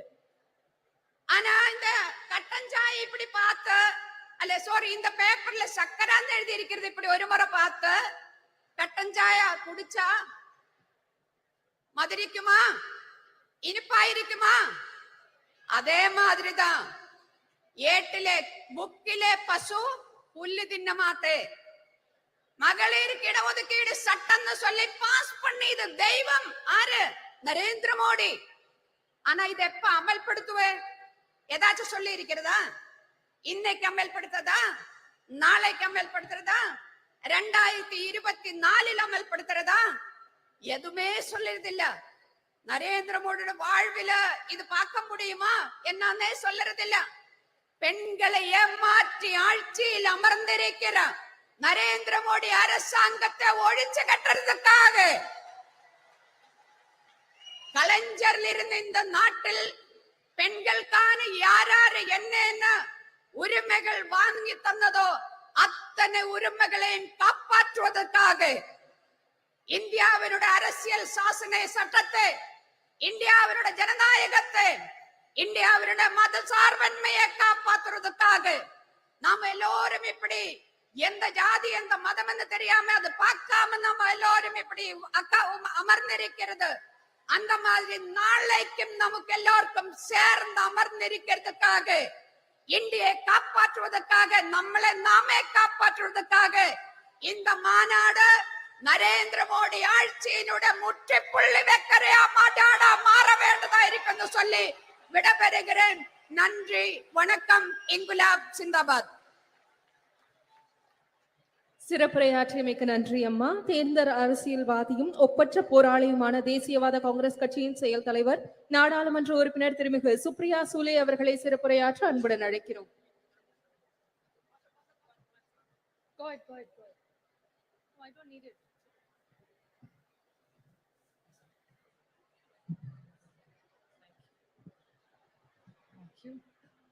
Vanakkam, Chennai. Women's Rights Conference. Talapati MK Stalin Anna, Durga Anni,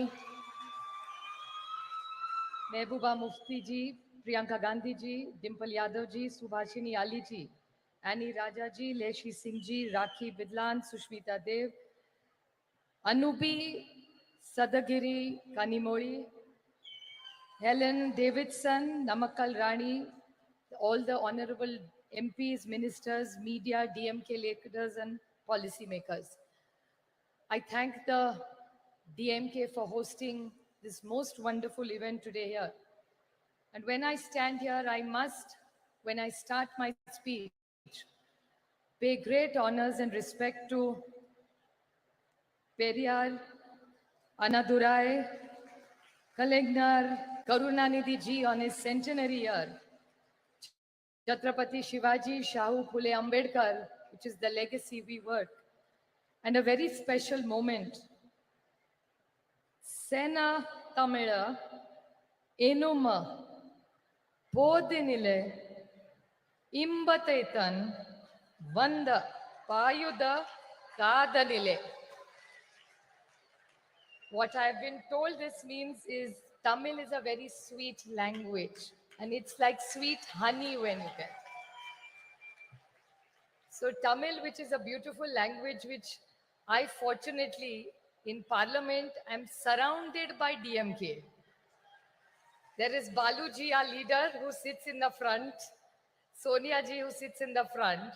Then I have Raja, I have Daya, I have all Sumati, my friend, who sits right behind me, Jyoti Mani. I have all my other friends. I was listing them out. Shabir, who sits right next to me, my younger brother, who's sitting right next to you, all of them, Karti Chidambaram. So sometimes I'm confused whether I'm in NCP or I'm in DMK because I'm surrounded only by DMK. And I'm going to request Stalin Anna that we are fighting for our party and symbol in Maharashtra. So if Maharashtra doesn't get a ticket, I know one ticket I will get is from DMK in the Tamil Nadu here. But it's really wonderful to be here because Tamil Nadu has a rich legacy. It's a state which has done social justice. The state which I come from, of Shahu Phule Ambedkar's, you have the same rich legacy of Periyar, Annadurai, and of Karunanidhi ji. So we feel very proud, and I was very blessed and lucky to meet Karunanidhi ji whenever he came to Delhi. So I had the opportunity to take his blessings and learn few things, and the opportunity to work with his children who have such a big legacy of the DMK party. So it's an honor for us to be here. And the beauty of DMK and Tamil Nadu is that here I asked somebody today before coming here, what are the few things the Tamilian pride is? They said our pride is of social justice. We are proud of our language. There is no caste, no religion. It's only our language which fills us together. And I would like to tell Talapati Stalin Anna one thing. That's one thing that the entire DMK in India's parliament stands for is their proud Tamil legacy that they're proud of.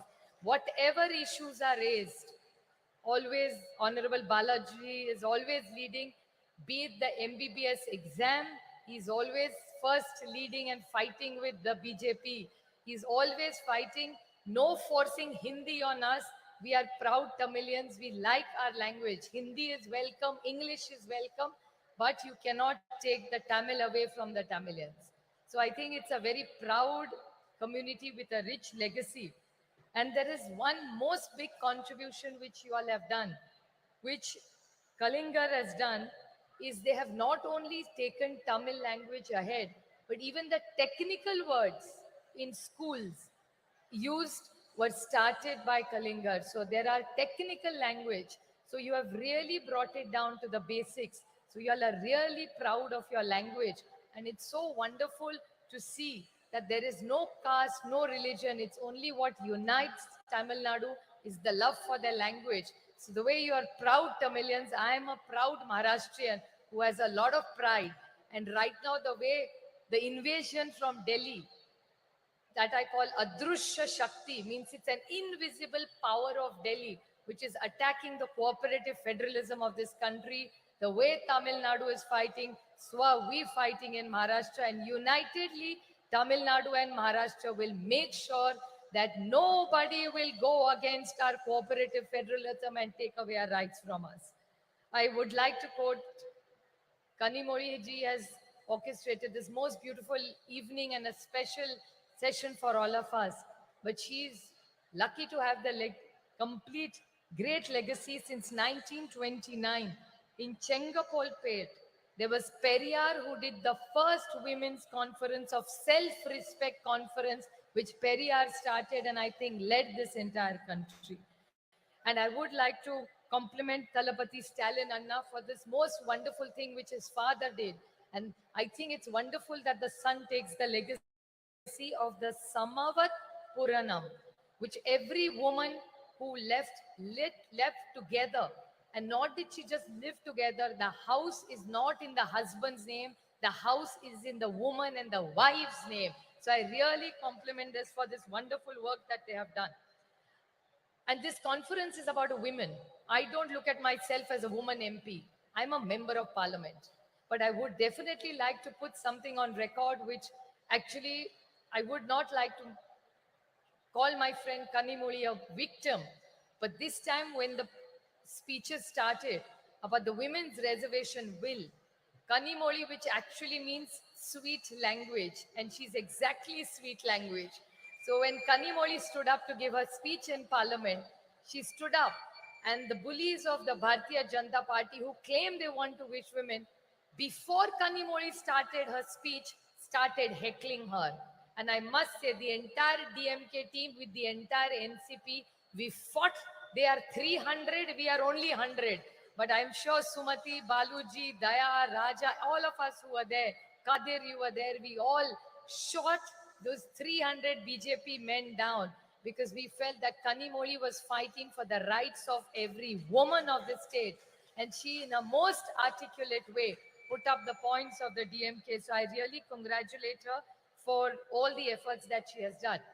Well, Tamil Nadu and Maharashtra have a deep relationship. For me personally, Tamil Nadu is very, very special for the reason that my youngest sister Ashwini is married to a Tamilian boy and they live in here. Kartikeyan, my brother-in-law, is born in a place called Erode and she's more Tamilian than most Tamilians.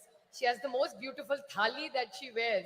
And all the women in our family now started wearing thali because of my sister who's married in Chennai. So we have a deep connection of architecture, food, saris, textile, jewelry, music, dance. So I think the rich heritage of Tamil has come to Maharashtra and we feel closer to Tamil Nadu because our daughter has been given here and she's so well treated by Tamilians. So I'm eternally grateful for Tamil Nadu to accept my Maharashtrian daughter here and teach her all the good things that the Tamilians and make her a richer and a nicer person being here. She was quite nice when she was with us, but she's become a better person after she's moved here. So we are eternally grateful to you for looking after my sister. And it's really interesting that how languages bring us together. There are two common things between Maharashtra and Tamil. You have la, you have la, and you have la. We have only la and you have la. It's like Malai is mountain, Palli is school, and Kannimoli is sweet language.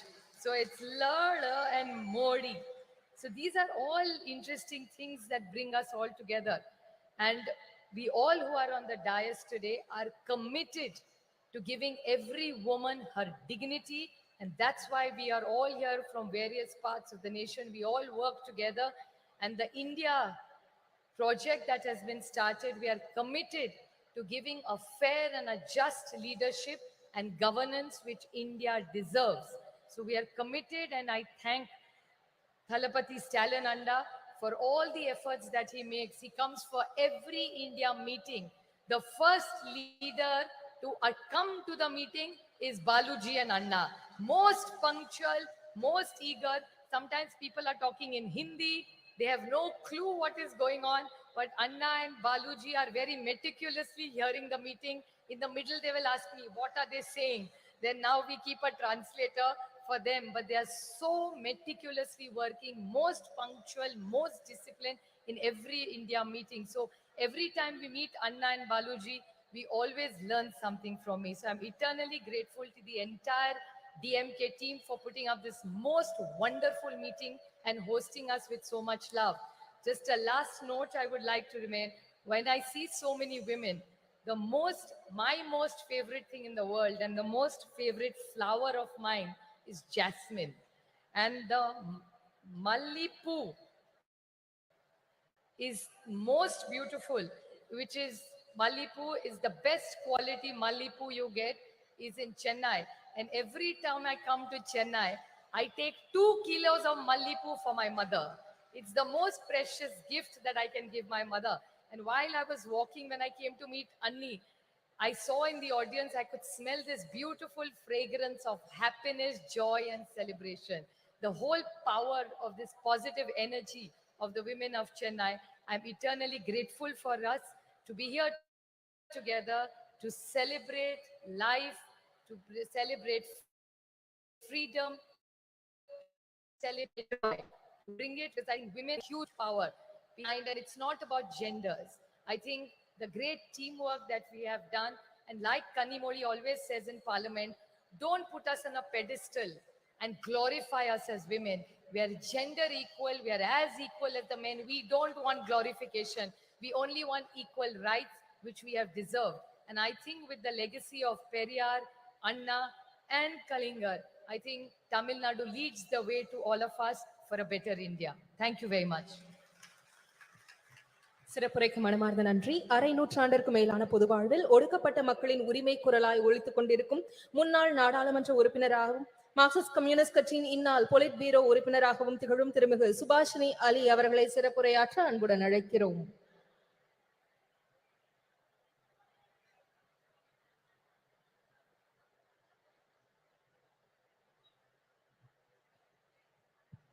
Vanakkam.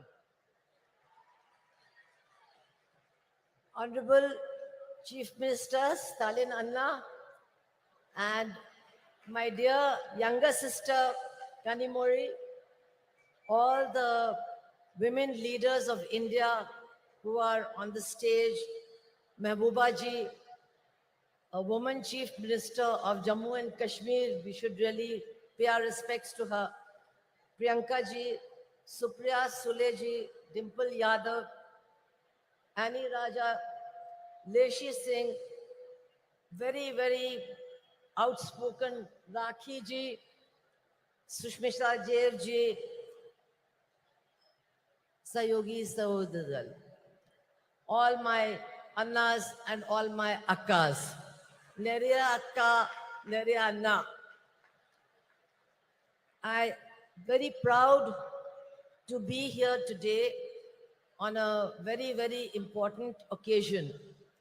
Of course, today we are here to remember Kalanyar M. Karunanidhi. But today is a very important day in the history of our country.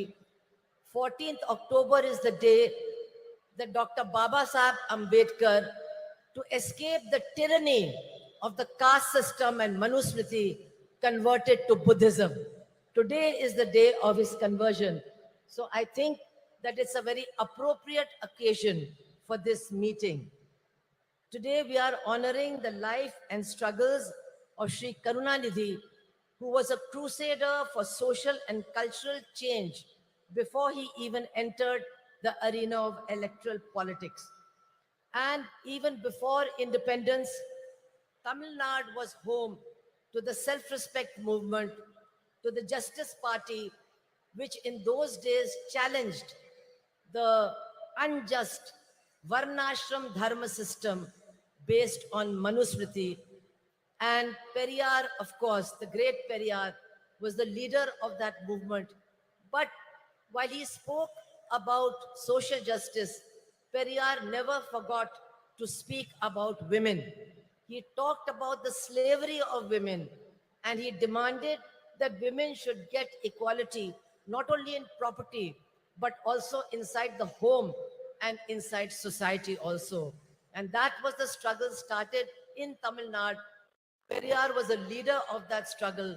And I'm very proud to say that Comrade P. Ram Murthy was also one of the leaders of that struggle.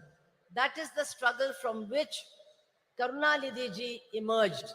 He was a writer, he was a poet, he was a script writer, he was a great journalist, he was a great orator. And after 1965, when the big anti-Hindi agitation took place in Chennai, and I was a witness to that because I was a student in Chennai. And I'm happy to tell you, I was the only Hindi speaking person who was also supporting that movement in Tamil Nadu. And it was that movement which changed the politics of Tamil Nadu. And the DMK, people like the Karunanidhi ji, they won not only the hearts and minds of the Tamil people, but also their votes. And very soon he became Chief Minister of Tamil Nadu. And he tried to translate the principles of the movement to which he belonged into government policy, which is not easy. He ensured equal property rights for women. He gave women in Tamil Nadu access to education, to jobs, and also to nutrition. Women are the most hungry people in our country, and hungry people cannot function.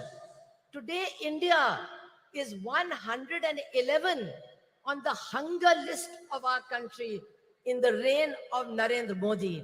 But governments like Tamil Nadu, left government of Kerala have done a great service by trying to ensure that not a single woman and not a single child goes to sleep hungry. Their nutritional needs are taken care of. This is a great achievement.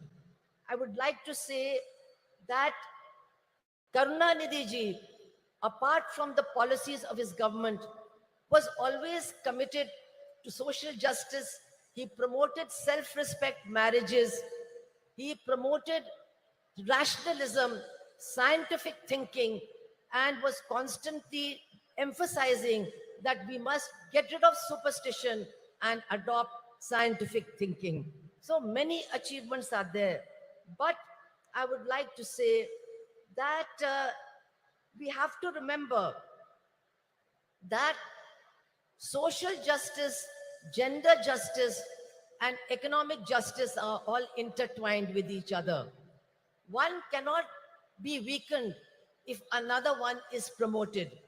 All these battles have to be fought together, and only then will we be able to change our society. We have not yet succeeded in doing that.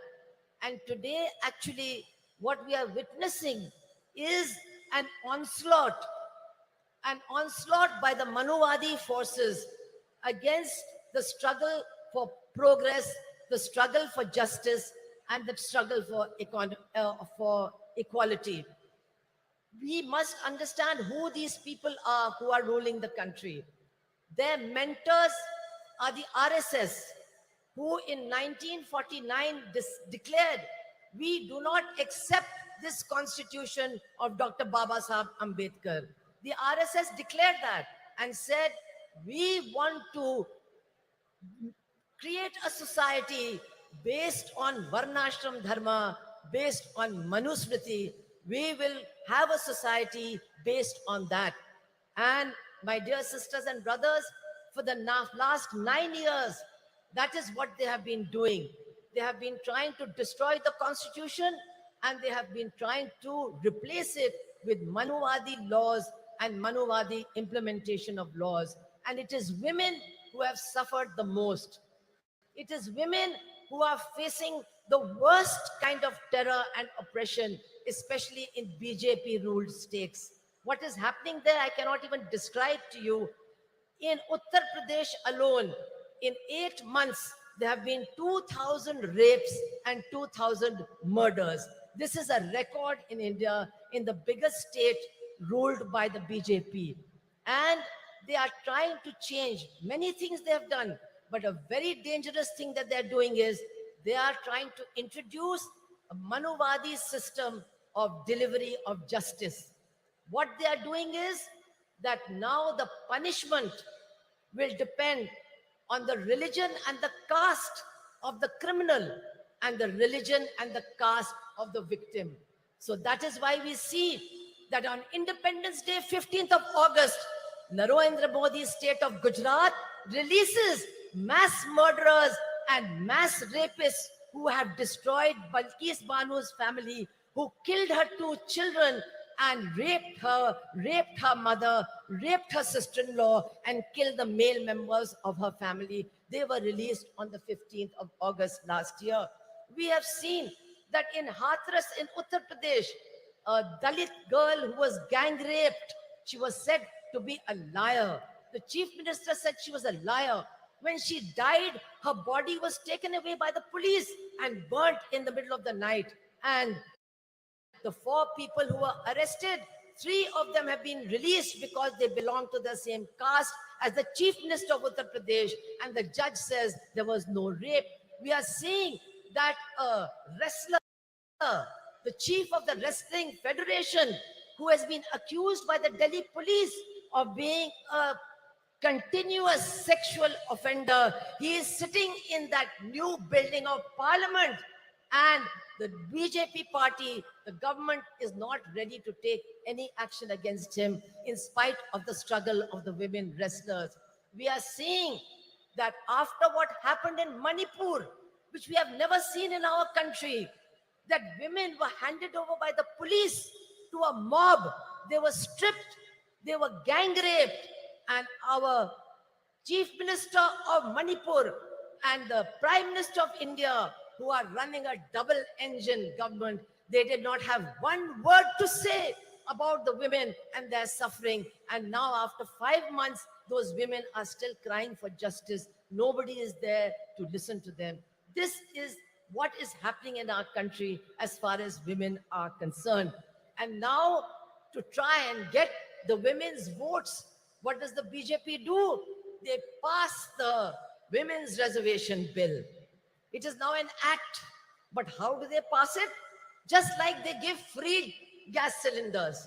They give you 3 free gas cylinders, and then they say, now you go and buy one for 1,200 rupees. This is how they implement their policies. So, Women's Reservation Act has come, but when will it be implemented? Nobody knows. Teriyada, aarka teriyada. Nobody knows. When is this Women's Reservation Act going to come? 24? Illa. 29? Illa. After that, no. I want to tell you, brothers and sisters of Tamil Nadu, to get the Women's Reservation Act implemented, you have to throw out this BJP government, otherwise it will never be implemented. And now, I want to say in the end, that change is coming. There is no doubt about it, change is coming. We can feel the winds of change. And once again, not the BJP agenda, but the agenda of social justice, economic justice, gender justice, they are emerging to occupy center stage in this battle against the BJP. And here, the alternative policies of the left front government in Kerala, the strong Dravidian movement of Tamil Nadu, they are giving strength and inspiration to this movement so that we can all combine and defeat the BJP. I would only like to appeal to all my women sisters over here, all the women over here, that yes, we are struggling for social justice, but we must remember, we must insist that social justice is not complete without gender justice, without justice for women. Social justice cannot be complete without economic justice, without justice for the poor and for the exploited workers and peasants of this country. The whole battle has to be fought together. Only then can we change the face of India. And definitely, Karunanidhi ji's memories will inspire us in this struggle. I want to end by saying, many of you remember that Karunanidhi ji was not only a poet and an administrator, he was also a great journalist. How can you forget his fiery articles in Murasoli, which created a storm in the state of Tamil Nadu? He was a great journalist. If he had been alive today, he would be very sad. He would be very sad to see that India is going to the bottom. as far as press freedom is concerned. He would have been sad, but he would have been leading the struggle against what is happening to journalists and journalism in our country. He would have led the... I think Sonia ji has come. We can all welcome her and then I'll complete.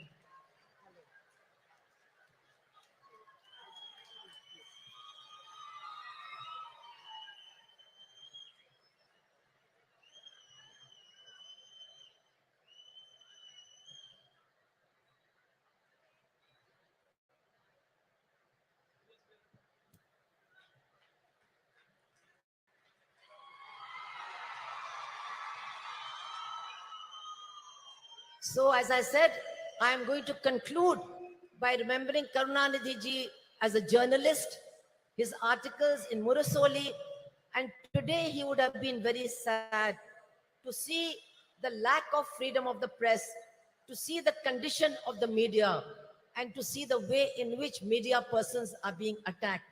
But I'm sure that if he was alive today, Karunanidhi ji would be leading the battle for those of our journalists who have been killed, who have been wounded, and for our friends of NewsClick who are being arrested on completely false charges. Karunanidhi ji would have been leading this battle. And so I would like to end by saying that in our struggles for a different future, for a future of equality and social justice and gender justice, we are certainly getting inspiration from Karunanidhi ji. His memory is inspiring us to struggle, and his memory will inspire us to win. Thank you very much. Kalab Zindabad. Thank you ma'am. மகளிர் உரிமை மாநாட்டிற்கு வருகிற காங்கிரஸ் மூத்த தலைவர் திருமிகு அன்னை சோனியா காந்தி அவர்கள் என உங்களின் பலத்த மீண்டும் ஒரு முறை அன்புடன் வரவேற்கிறோம். மாண்புமிகு தமிழ்நாடு முதலமைச்சர் அவர்கள் அன்னை சோனியா காந்தி அவர்களுக்கு நினைவு பரிசு வழங்கி சிறப்பிப்பார்கள். அன்னை Sonia Gandhi will be honored by the Honorable Chief Minister of Tamil Nadu.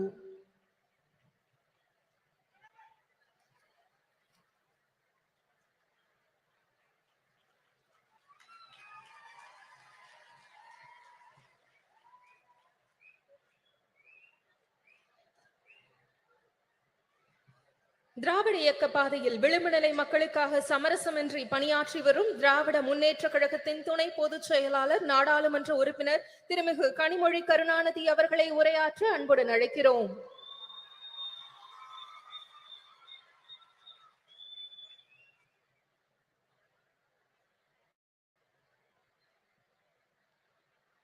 சகோதரர்களே, சகோதரிகளே என்று அழைத்தால் அதில் கூட பாகுபாடு வந்துவிடும் என்று உடன்பிறப்பே என்ற ஒற்றை சொல்லால்,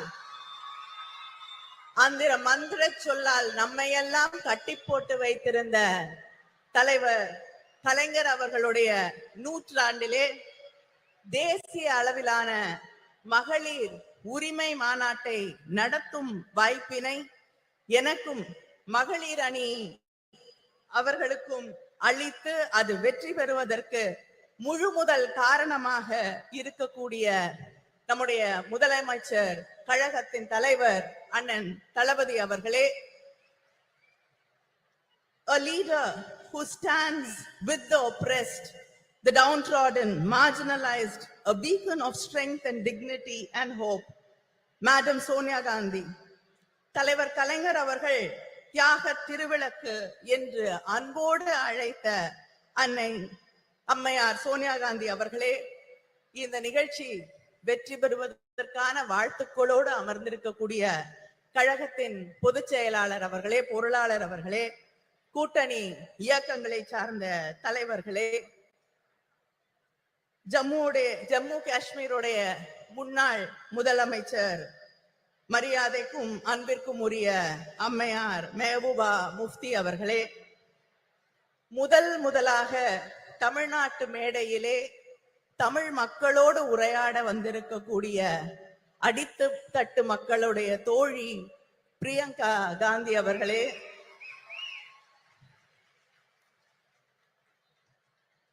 my friend and my sister, நாடாளுமன்றத்திலே எல்லோருடைய மரியாதையும் அன்பையும் பெற்றிருக்கக்கூடிய போராளி சுப்ரியா சூலே அவர்களே, சமூக மாற்றம், பொருளாதார நீதி இவற்றுக்காக தன் வாழ்நாளெல்லாம் சுழன்று பணியாற்றக்கூடிய தோழியர் சுபாஷினி அலி அவர்களே, தோழியர் ஆனி ராஜா அவர்களே, சமூக நீதிக்காக தன் வாழ்நாளெல்லாம் பாடுபட்ட முலாயம் சிங் அவர்களுடைய குடும்பத்தை சேர்ந்த டிம்பிள் யாதவ் அவர்களே, சாதிவாரி கணக்கெடுப்பில் புரட்சி செய்திருக்கக்கூடிய முதலமைச்சர் நிதிஷ்குமார் அவர்களின் கட்சியின் அமைச்சர் லேஷி சிங் அவர்களே, டெல்லி சட்டமன்றத்தின் துணை சபாநாயகர் ராக்கி பிட்லன் அவர்களே, திரிணாமுல் காங்கிரஸில் இருந்து வந்து ஆணித்தரமாக அழுத்தமாக உரையாற்றி அமர்ந்திருக்கக்கூடிய சுஷ்மிதா தேவ் அவர்களே, மகளிர் அணியுடைய செயலாளர் ஹெலன் டேவிட்சன் அவர்களே, தொண்டரணியின் செயலாளர் நாமக்கல் ராணி அவர்களே, இந்த நிகழ்ச்சியிலே கலந்து கொண்டிருக்கக்கூடிய அமைச்சர் பெருமக்களே, மாவட்ட கழகத்தின் செயலாளர்களே, இந்த கூட்டம் இவ்வளவு வெற்றிகரமாக நடைபெறுவதற்கு அத்தனை உதவிகளையும் செய்து இந்த கூட்ட ஏற்பாடுகளை எல்லாம் முன்னின்று நடத்தி தந்திருக்கக்கூடிய அமைச்சர் மா சுப்பிரமணியம் அவர்களே, அமைச்சர் தாமு அன்பரசன் அவர்களே, இந்த நிகழ்ச்சியிலே லேட்டா வந்தாலும் லேட்டஸ்டா வந்து கலந்து கொண்டிருக்கக்கூடிய இளைஞரணியின் செயலாளர் உதயநிதி அவர்களே, அவர் உள்ளிட்ட அணி செயலாளர்களே, நாடாளுமன்ற உறுப்பினர்களே, சட்டமன்ற உறுப்பினர்களே, திராவிட முன்னேற்ற கழகத்தின் முன்னணி செயல் வீரர்களே, உங்கள் அத்தனை பேருக்கும் என்னுடைய நன்றியை வணக்கத்தை தெரிவித்துக் கொள்கிறேன். ஒரு மெழுகுவர்த்தியை ஏற்றினால் 1000 விளக்குகளை ஏற்ற முடியும். அறிவொளி பெற்ற ஒரு பெண்ணாலும் அத்தகைய ஒளியை உருவாக்க முடியும் என்று சொன்னவர் தலைவர் கலைஞர் அவர்கள்.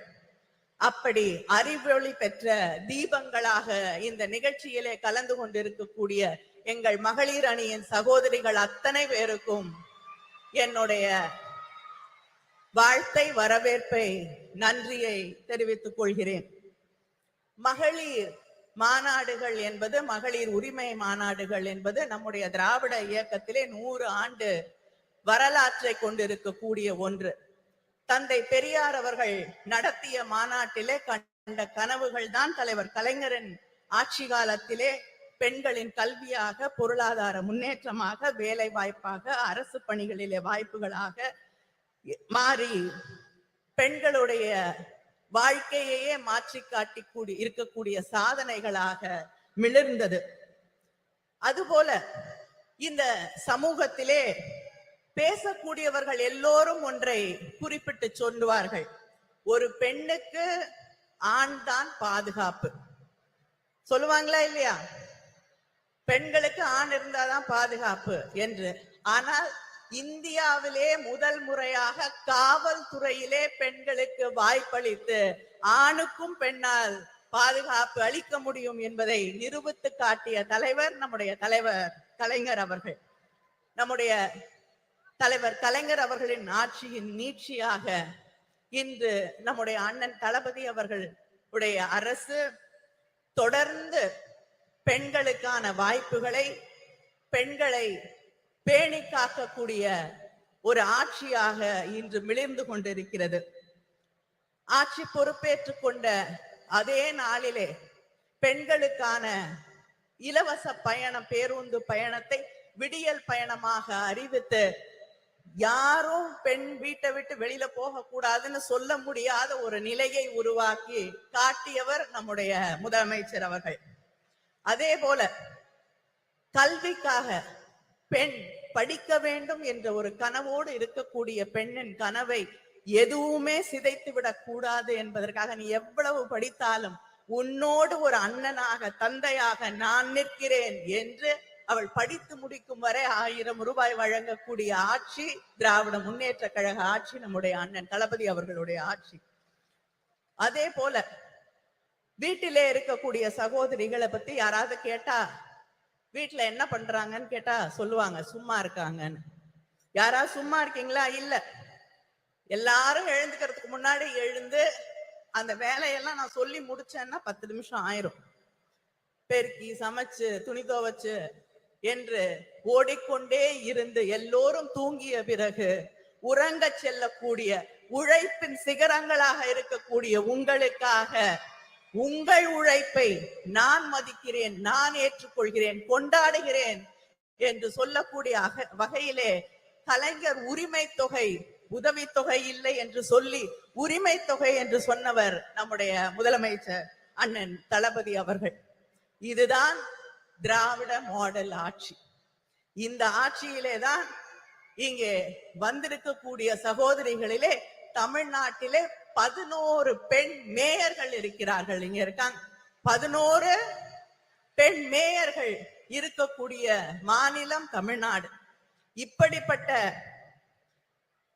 வாய்ப்புகளை எல்லாம் உருவாக்கி தந்து கொண்டிருக்கக்கூடியவர்கள் நாம். ஆனால் ஒன்றிய அரசாங்கத்திலே நம்முடைய பிரதமர் இருக்கிறார். நாரி சக்தி, பெண் சக்தி என்று சொல்லி பெருமையாக பேசுவார். அவருடைய உரையாடல்கள் எல்லாம் பெண் சக்தியை, நாரி சக்தியை நாங்கள் கொண்டாடுகிறோம் என்று பொய் புரட்டுகளை எல்லாம் சொல்லிக் கொண்டிருப்பார்கள். இங்கே பேசியவர்கள் எல்லாம் குறிப்பிட்டு சொன்னது போல ஒரு மகளிருக்கான மசோதாவை கொண்டு வந்தார்கள். யூபிஏ ஆட்சியிலே 2010 அம்மையார் சோனியா காந்தி அவர்கள் வலியுறுத்தலிலே நம்முடைய ஆதரவோடு மகளிர் மசோதா நிறைவேற்றப்பட்டது ராஜ்யசபாவில். அதுக்கு எந்த கண்டிஷனும் கிடையாது. இதெல்லாம் இருந்தாதான் அதை நடைமுறைக்கு கொண்டு வருவோம் என்ற நிலை இல்லை. ஆனால் பிஜேபி மார்த்தட்டி கொள்கிறார்களே, நாங்க மகளிர் மசோதாவை கொண்டு வந்து விட்டோம் என்று. அந்த மகளிர் மசோதா இப்ப இல்ல, 10 ஆண்டுகள், 20 ஆண்டுகள், 50 ஆண்டுகள் ஆனால் கூட அந்த மகளிர் மசோதா நடைமுறைக்கு வர முடியாத ஒரு மசோதாவை அவர்கள் கொண்டு வந்து தேர்தலுக்காக பெண்களை ஏமாற்ற துடித்துக் கொண்டிருக்கிறார்கள். இந்த ஆட்சியில ஒன்றியத்திலே இருக்கக்கூடிய பிஜேபி ஆட்சியிலே எந்த பெண்ணுக்காவது பாதுகாப்பு இருக்கிறதா என்று நீங்கள் சிந்தித்து பார்க்க வேண்டும். மணிப்பூர் பற்றி எரிந்து கொண்டிருக்கிறது. 50,000 பேருக்கு மேல் தன் வீடுகளை விட்டு நூற்றுக்கணக்கான முகாம்களிலே வாழ்ந்து கொண்டிருக்கிறார்கள். நானும் சுஷ்மிதா தேவ் அவர்களும் அந்த முகாம்களை சென்று பார்த்த பொழுது அங்கே பெரும்பாலும் பெண்களும் குழந்தைகளும் வாழ முடியாத நிலையிலே சொல்லுனா துயரோடு வாழ்ந்து கொண்டிருக்கிறார்கள். அவர்கள் இன்று வரை மாதக்கணக்கிற்கு பிறகும் இன்றும் வீட்டிற்கு போக முடியாத நிலை. இதே பிஜேபி குஜராத்திலே செய்த அட்டூழியங்களை, அநியாயங்களை, பெண்கள் எந்த அளவிற்கு பாதிக்கப்பட்டார்கள் என்பதை நாம் இன்று வரை மறந்து விட முடியாது. மத கலவரங்கள், காழ்ப்புணர்வு அரசியல், வெறுப்பு அரசியல் என்று வரும் பொழுது மிகப்பெரிய அளவிலே பாதிக்கப்படுவது பெண்கள் தான் என்பதை இங்கே இருக்கக்கூடிய சகோதரிகள் உணர்ந்து கொள்ள வேண்டும். மணிப்பூரிலே இந்த நிலை. இந்த நாட்டின் முதல் குடிமகள் என்று சொல்லக்கூடிய குடியரசுத் தலைவர் அவங்க இல்லாம அவங்களை அழைக்க கூடாது என்ற அந்த நிலைப்பாட்டோடு பெண், ஒடுக்கப்பட்ட சமூகத்தை சேர்ந்த ஒரு பெண் என்ற ஒரே காரணத்திற்காக அந்த அம்மையார் கோயிலுக்குள்ள போக முடியாது, பாராளுமன்றத்திற்கு வர முடியாது என்று அவமானப்படுத்தப்படக்கூடிய ஒரு நிலை இந்த நாட்டினே முதல் குடிமகளுக்கு நடந்து கொண்டிருக்கிறது என்பதை நாம் மறந்துவிட முடியாது. அதே போல பக்கத்திலே பாண்டிச்சேரியில பிஜேபி கூட்டணியிலே இருக்கக்கூடிய ஒரு அரசாங்கத்திலே ஒரு அமைச்சர், பெண் அமைச்சர் ராஜினாமா கடிதம் கொடுக்க வேண்டிய நிலைக்கு தள்ளப்பட்டிருக்கிறார். அந்த ராஜினாமா கடிதத்திலே அவர் குறிப்பிட்டு சொல்லுகிறார், நான் ஒரு பெண், ஒரு தலித் என்பதால் இன்று இந்த நிலைக்கு ஆளாக்கப்பட்டிருக்கிறேன், ராஜினாமா செய்ய வற்புறுத்தப்பட்டிருக்கிறேன், எனக்கு வேறு வழி இல்லை என்று ஒரு அமைச்சர் சொல்லக்கூடிய நிலை. அதே போல டெல்லியிலே விளையாட்டு வீராங்கனைகள் தங்களுடைய நியாயத்திற்காக மாதக்கணக்கிலே போராடினார்கள். இந்த ஆட்சியிலே அவர்களுக்கு நியாயம் கிடைத்ததா? இல்லை. இப்படி யாருக்குமே அது குடியரசுத் தலைவராக இருக்கட்டும், வீராங்கனைகளாக இருக்கட்டும், அமைச்சர்களாக இருக்கட்டும், சாதாரண சாமானிய வீட்டு பெண்களாக இருக்கட்டும், யாருக்குமே பாதுகாப்பில்லை, நியாயம் இல்லை என்று இருக்கக்கூடிய ஒரு நிலையைத்தான் மத்தியிலே ஒன்றியத்திலே இருக்கக்கூடிய பிஜேபி ஆட்சி உருவாக்கி தந்திருக்கிறது. இந்த நிலை இந்த நாட்டிலே நீடிக்க வேண்டுமா? நீடித்தால் பெண்களுக்கு பாதுகாப்பு இருக்கிறதா என்பதை நீங்கள் சிந்தித்து பார்க்க வேண்டும். வேலை வாய்ப்பு நம்முடைய ஆட்சி தமிழ்நாட்டில் இன்னைக்கு இந்தியாவிலே அதிகமாக பெண்கள் வேலைக்கு போகக்கூடிய பெண்கள் இருக்கக்கூடிய 43% பெண்கள் வேலைக்கு போகக்கூடிய வாய்ப்பை பெற்றிருக்கக்கூடிய மாநிலமாக நாம் பெருமையாக பேசக்கூடிய நிலை இருக்கிறது. ஆனால் இந்த நாட்டிலே பிஜேபி ஆட்சியில முதல்ல 2016-17 15% பெண்கள் வேலைக்கு போகக்கூடிய வாய்ப்பு இருந்தது. ஆனால் இன்று அது 8% இந்த பிஜேபி ஆட்சியிலே அது குறைந்திருக்கிறது. கல்வி இல்லை, எதிர்காலம் இல்லை, பாதுகாப்பு இல்லை என்ற நிலையைத்தான் இவர்கள் இந்த நாட்டிலே இருக்கக்கூடிய பெண்களுக்காக உருவாக்கி தந்திருக்கிறார்கள் என்பதை நாம் புரிந்து கொள்ள வேண்டும். சரிசமமாக தேர்தல் களத்திலே வாக்களிக்க கூடியவர்களாக பெண்கள் இருக்கிறார்கள். 50% வாக்குகள் பெண்களிடம் இருந்து வருகிறது. ஆனா அங்க இருக்கக்கூடிய பாலிசி டிசிஷன் எதிலும் பெண்களுடைய கருத்துக்கள் கேட்கப்படுவதில்லை. பெண்களுக்கு இடம் இல்லை, பெண்கள் ஒதுக்கப்படுகிறார்கள் என்ற அந்த நிலைதான் நீடித்துக் கொண்டிருக்கிறது. நாங்கள் யாசகம் கேட்கவில்லை, எங்கள் உரிமைகளுக்காக போராடுகிறோம் என்று இந்த நாட்டிலே இருக்கக்கூடிய பெண்கள் நிமிர்ந்து நின்று போராட வேண்டிய அந்த கட்டத்திலே நாம் நின்று கொண்டிருக்கிறோம் என்பதை மறந்துவிடக் கூடாது. Politics should be determined, defined and decided with opinions, concerns and aspirations of women. Without that, there should be no politics, no policy making and no governance without listening to what we want to say. Let us come together, let us rewrite history and make sure there is justice. Justice just not for the women of this country, but justice for everybody, every human being in this country. Thank you.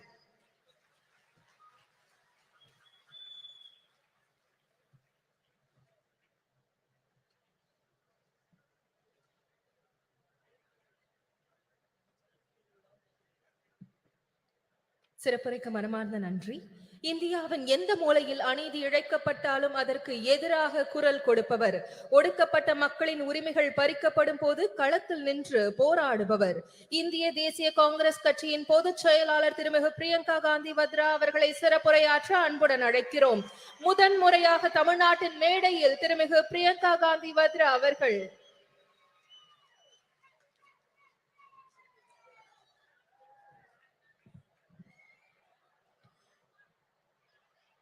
Thiru M.K. Stalin ji, Srimati Sonia Gandhi ji, Tirumati Kanimodi Karunanidhi ji, Srimati Mehbooba Mufti ji, Srimati Subhasini Ali ji, Srimati Supriya Sule ji, Srimati Lesi Singh ji, Srimati Ani Raja ji, Srimati Rakhi Bidlan ji, Srimati Dimple Yadav ji, Sushmita Dev ji. It is an honor for me to be here today to commemorate the 100th birthday of Thiru K. Karunanidhi and share the stage on this special meeting for women with all of you. 32 years ago, on the darkest night of my life, I first set foot on this land of Tamil Nadu. I was here to collect my father's shattered body. I was 19 years old and my mother was just a few years younger than I am today. As the door of the plane opened, the night grabbed us and drew us in. But I was not afraid of it, because the worst thing I could have imagined had already happened. A few hours earlier, my father had been killed. I had walked towards my mother that night, knowing that the words I was to speak would break her heart. Yet I spoke them, and I watched as the light of happiness was extinguished from her eyes forever. We walked down the stairs of the plane onto the tarmac of Minambakam Airport Terminal, shocked and alone. Then suddenly, as if sent by the embarrassed gods who had failed us, a crowd of women dressed in blue saris surrounded us. They were ladies who worked at the airport. They held my mother in their arms and cried inconsolably with her as if they were all my mothers, as if they too had lost their beloved.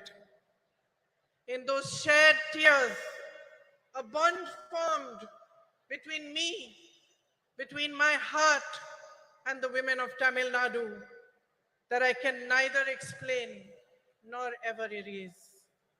Ningal தான் என் தாய்,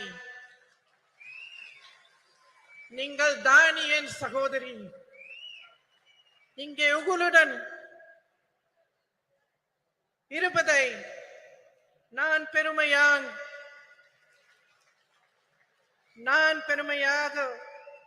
கருதுகிறேன். இன்று நான் நம் அன்னை வரை பற்றி பேசப் போகிறேன். இந்திய நாட்டின் பெண்களை பற்றி பேசப் போகிறேன். I am here to remind you that we are the strength of this proud and beautiful nation, which is our motherland.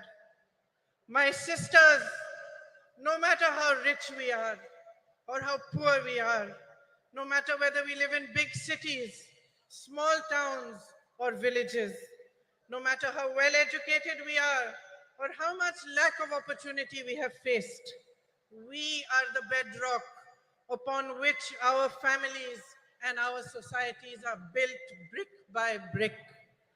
We are the ones that carry the weight of our society on our shoulders. We do this with grace and courage.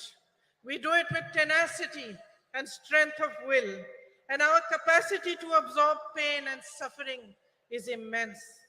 We are proud of these qualities which have been passed on in our bones through generations and generations of oppression. But my sisters, I am here to remind you that we are more than this.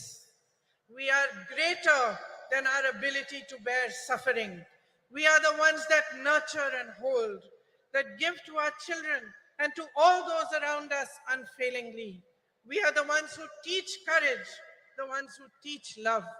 It is us who understand forgiveness and us who know how to fight fearlessly in the face of adversity. We are the workforce powering our nation forward, and we are the millions of young women aspiring towards a better future. We know how to rise from the darkest night to claim a new dawn.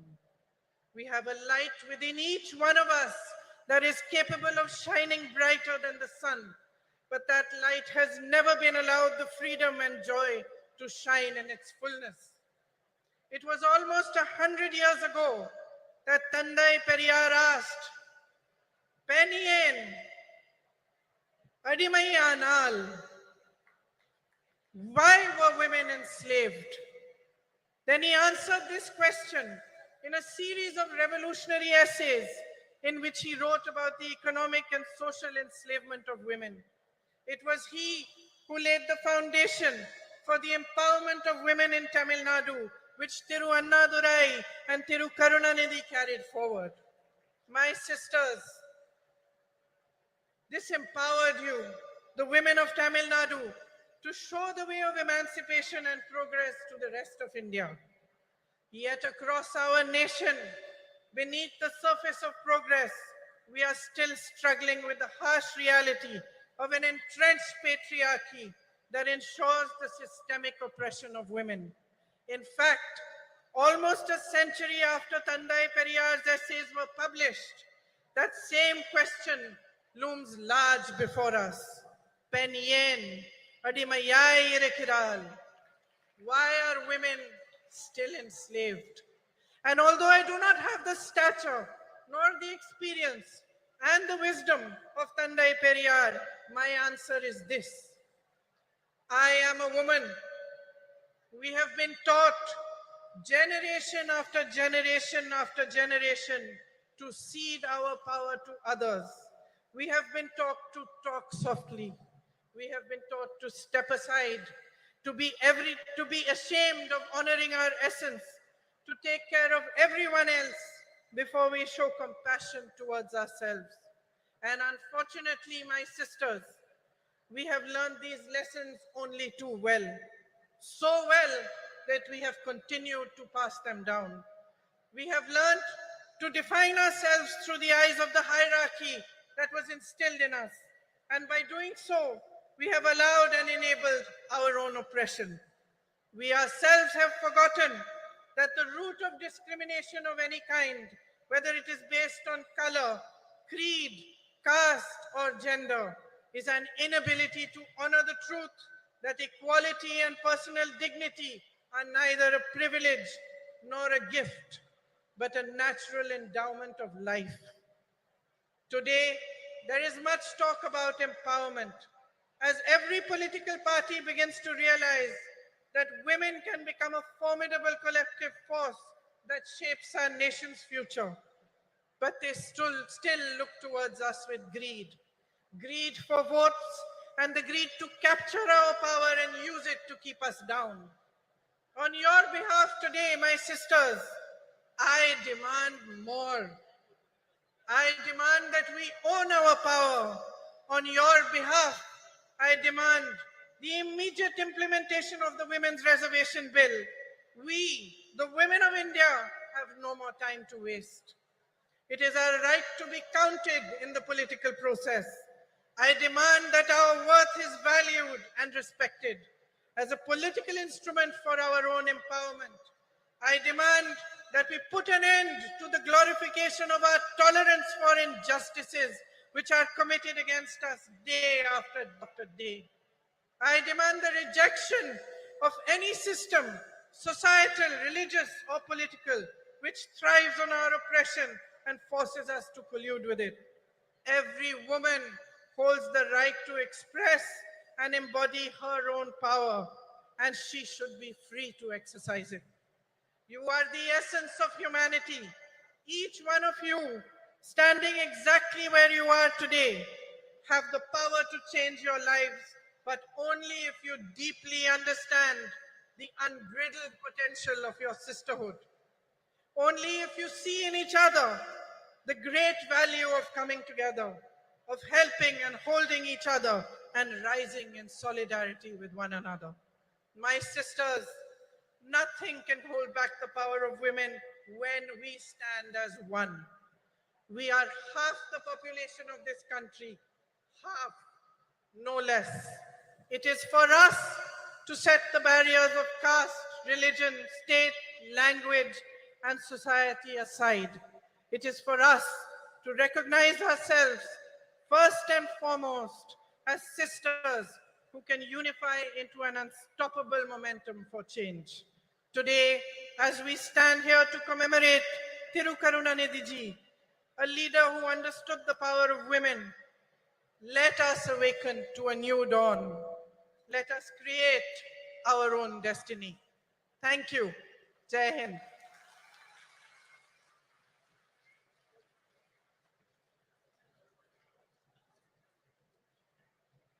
முதன்முறையாக தமிழ்நாட்டின் மேடையில் தமிழிலும் இணைந்து சிறப்புரையாற்றியமைக்கு மனமார்ந்த நன்றியினை தெரிவித்துக் கொள்கிறோம்.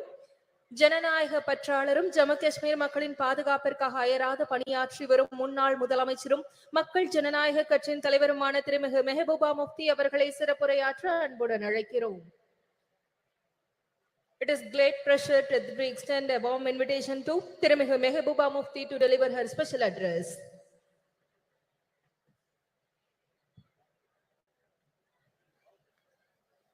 respected Sonia Gandhi ji, Dalapati M.K. Stalin, Honorable Chief Minister of Tamil Nadu, Kanamozi Karunanidhi ji, Priyanka Gandhi ji, Supriya Sule ji, Dimple Yadav ji, Subhasni Ali ji, Annie Raja ji, Miss Lesh Singh ji, Miss Rakhi Bidlan ji, and Miss Sushmita Dev ji, and all my brothers and sisters. I don't know whether I should call Akka and Anna. Is that right? This is for the first time I am making a speech by reading a script, because since I don't know Tamil, you don't know Urdu, so I'll try to be do my best. It's an honor for me to attend the 100th birth anniversary of Kalaingar Karunanidhi ji and to speak on a subject that is incredibly close to my heart, not just because I am a woman, but because I have gone through all that a woman has to endure during the life since the time she is born. Most people assume that women from privileged backgrounds like me have it easy, but that's not the case. Every woman, regardless of her religion, social status, caste, creed, and color, undergoes tremendous challenges, sometimes simply to survive, let alone thrive. And I am sure the galaxy of women here will vouch for that. Even though born with privileged backgrounds, we have to work very, very hard, Female infanticide, child abuse, discrimination at home, discrimination at workplace, dowry deaths, rape, violence, and other atrocities keep happening to all of us. And one cannot simply state enough the huge role Karunanidhi ji played towards the emancipation and upliftment of women. His crusade in this direction started much before he entered politics. Even as a writer, blessed with a razor-sharp intellect, his scripts were ahead of his times. They strongly advocated equal rights for females and also helped in removing social stigmas and taboos associated with women by renouncing religious patriarchy. The empowerment of women was an integral and crucial part of his idea of social justice. Some of the path-breaking reforms that he introduced were free education for girl child, encourage remarriage of women, rehabilitate widows, encourage their remarriage, induct them into police force, reservation in local governance and government jobs, and also setting up self-help groups. Such was his vision and compassion that he went a step further in his efforts to bring in social security schemes for transgenders who are looked down upon in our society. I am pleased that his son and current Chief Minister, Stalin ji and Kanimuzi are carrying forward their father's legacy. Many initiatives besides the initiatives like providing free bus, monthly financial assistance to girls studying in government schools, 1,000 rupee to housewives who are heading the family. What is really remarkable is his latest decision to certify women priests, 3 women priests. This is something remarkable. It is happening at a time when women are not allowed to enter religious places, whether they are Hindus or Muslims or whatever. This is really admirable, and I salute for this to you. And as far as I am concerned, I was Chief Minister just for 3 years, and I tried to bring in certain schemes for the girls. One was providing exclusive buses to the women, not free, but exclusive. But women had a sigh of relief because I know and these women know what we have to go through when we travel by public transport. I think we all know what happens to us. So the women were relieved. Then I introduced a scooty, 50% subsidy to meritorious girls, college-going girls coming from very poor backgrounds. And today when I see the young ladies on the scooty going with their fathers sitting behind them, their brothers sitting behind them, I mean, it brings a smile, which is a very difficult thing in Jammu and Kashmir after 2019, when everything was snatched from us, what this great country had given us, what the Indian Constitution had given us. The people of J&K have stopped smiling, except when Rahulji came with his brigade, this Bharat Jodo Yatra, I saw the smile on the faces of Kashmiris, from the faces of Jammu people after a long time. And then one more thing which I did during my tenure was to waive off stamp duty on the land that was purchased in the name of women. Can you imagine how many people started purchasing land in the name of their wives, their daughters, their sisters, instead of their sons? It was something, that 95% of the land was purchased in the name of women. But after I was gone, all these schemes were overturned and nothing is left today. Today, when I am talking, making a speech at this point of time, there are conflicts going around the world. There are wars going in many parts of the world, like Palestine, Israel, Ukraine, Russia, and not to forget what is happening in our backyard, Manipur. And women are the worst sufferers when these wars take place, because not only do they suffer during these conflicts, they are left to pick up the pieces afterwards. So, when I look at our country today, I feel the women in our country are not in a good place. They are suffering because the government and the center, the economy is going down, the inflation is going up, unemployment is going up, everything is breaking the backbone of the housewife who has to make the two ends meet. She has to provide for the family. And to add to all this, the government at the center, which has failed to fulfill the promises they had made. During UPA, there was 450 rupees for cylinder. Now it is 1200 rupees. Petrol has gone 100 rupees above. Who is suffering the most? The housewife.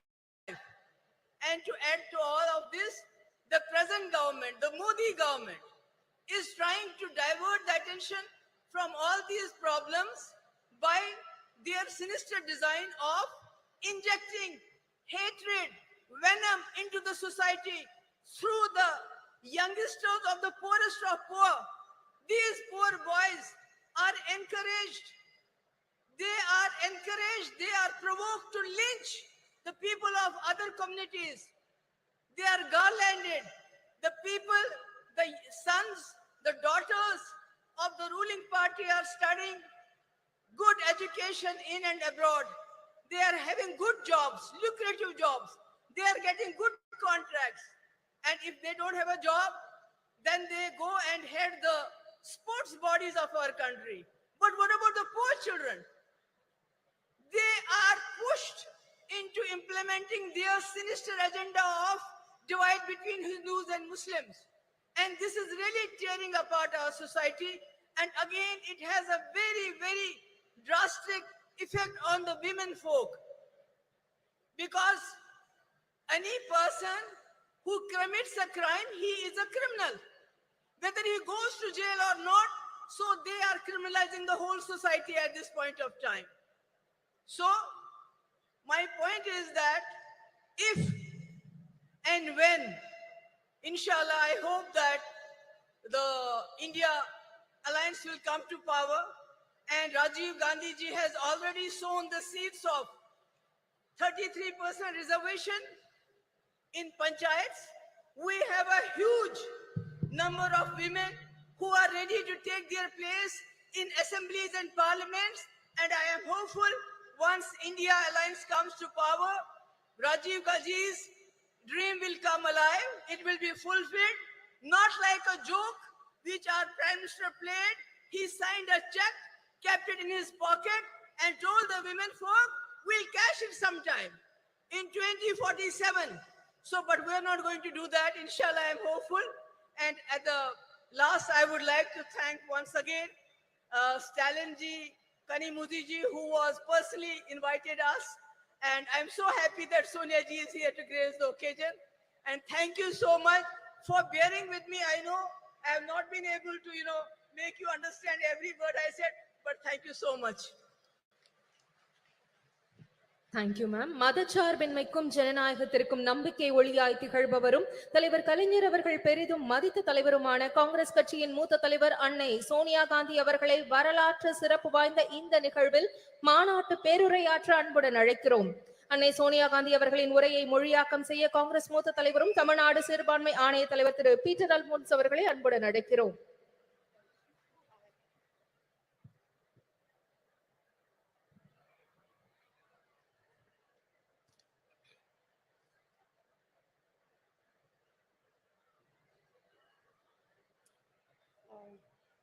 I think it's too high, no? No, leave it.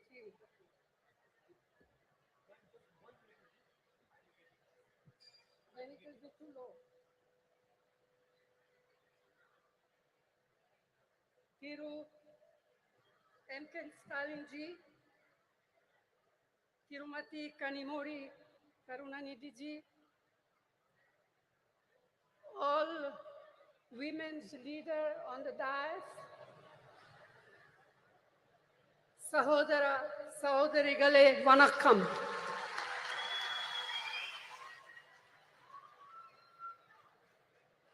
Thank you, Chief Minister of Tamil Nadu, Thiru M.K. Stalin, for inviting me to this Women's Rights Conference.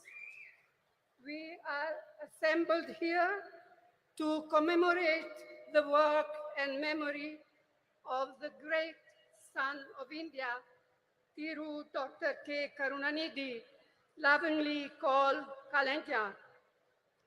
மாண்புமிகு ஸ்டாலின் அவர்களே, அன்பிற்குரிய கனிமொழி அவர்களே, மேடையிலே அமர்ந்திருக்கக்கூடிய மகளிர் தலைவர்களே, இந்த அருமையான நாளில் ஒரு மாபெரும் தலைவருடைய 100 ஆண்டு விழாவை முன்னிட்டு நடத்தப்படுகின்ற இந்த மகளிர் உரிமை மாநாட்டிற்கு என்னை அழைத்த முதலமைச்சர் ஸ்டாலின் அவர்களுக்கு என் நெஞ்சார்ந்த நன்றியினை தெரிவித்துக் கொள்கிறேன். A leader of many talents, a writer, a poet, a journalist, a chief minister of many terms, but above all, a leader who believed deeply in the upliftment of the deprived. தன்னுடைய வாழ்க்கை முழுமையும் ஏழை எளிய மக்களுக்காக உழைத்தவரும் இந்திய தாயினுடைய தவப்புதல்வர்களில் ஒருவரும் நம்மால் அன்போடு கலைஞர் என்று அழைக்கப்படக்கூடியவருமான அருமைக்குரிய தலைவர் கலைஞர் அவர்கள் ஒரு பன்முகத்தன்மை கொண்ட ஒரு மாபெரும் தலைவர். ஒரு எழுத்தாளராக, ஒரு பத்திரிகையாளராக, ஒரு முதலமைச்சராக, ஒரு நிர்வாகியாக அவர் ஆற்றிய பணிகள் மகத்தான பணிகள். He believed in equality of all, regardless of faith, caste, language, or region. And ahead of his time, he was a champion of gender equality, which has now become something of a national movement. மாநிலம், மொழி, சாதி, மத நம்பிக்கை இவற்றிற்கெல்லாம் அப்பாற்பட்டு எல்லோரையும் சமத்துவமாக பார்க்கக்கூடிய ஒரு அருமையான தத்துவத்திலே அவர் நம்பிக்கை கொண்டிருந்தார். தன்னுடைய வாழ்நாளின் போது அதிகமாக பேசப்படாத பாலின சமத்துவத்தை அவர் சிந்தித்து அதற்காக போராடுகின்ற ஒரு போராளியாக தன்னை அடையாளப்படுத்திக் கொண்டார். இன்று அது ஒரு தேசிய இயக்கமாக கொண்டாடப்படுகின்ற சூழ்நிலை உருவாகி இருக்கிறது.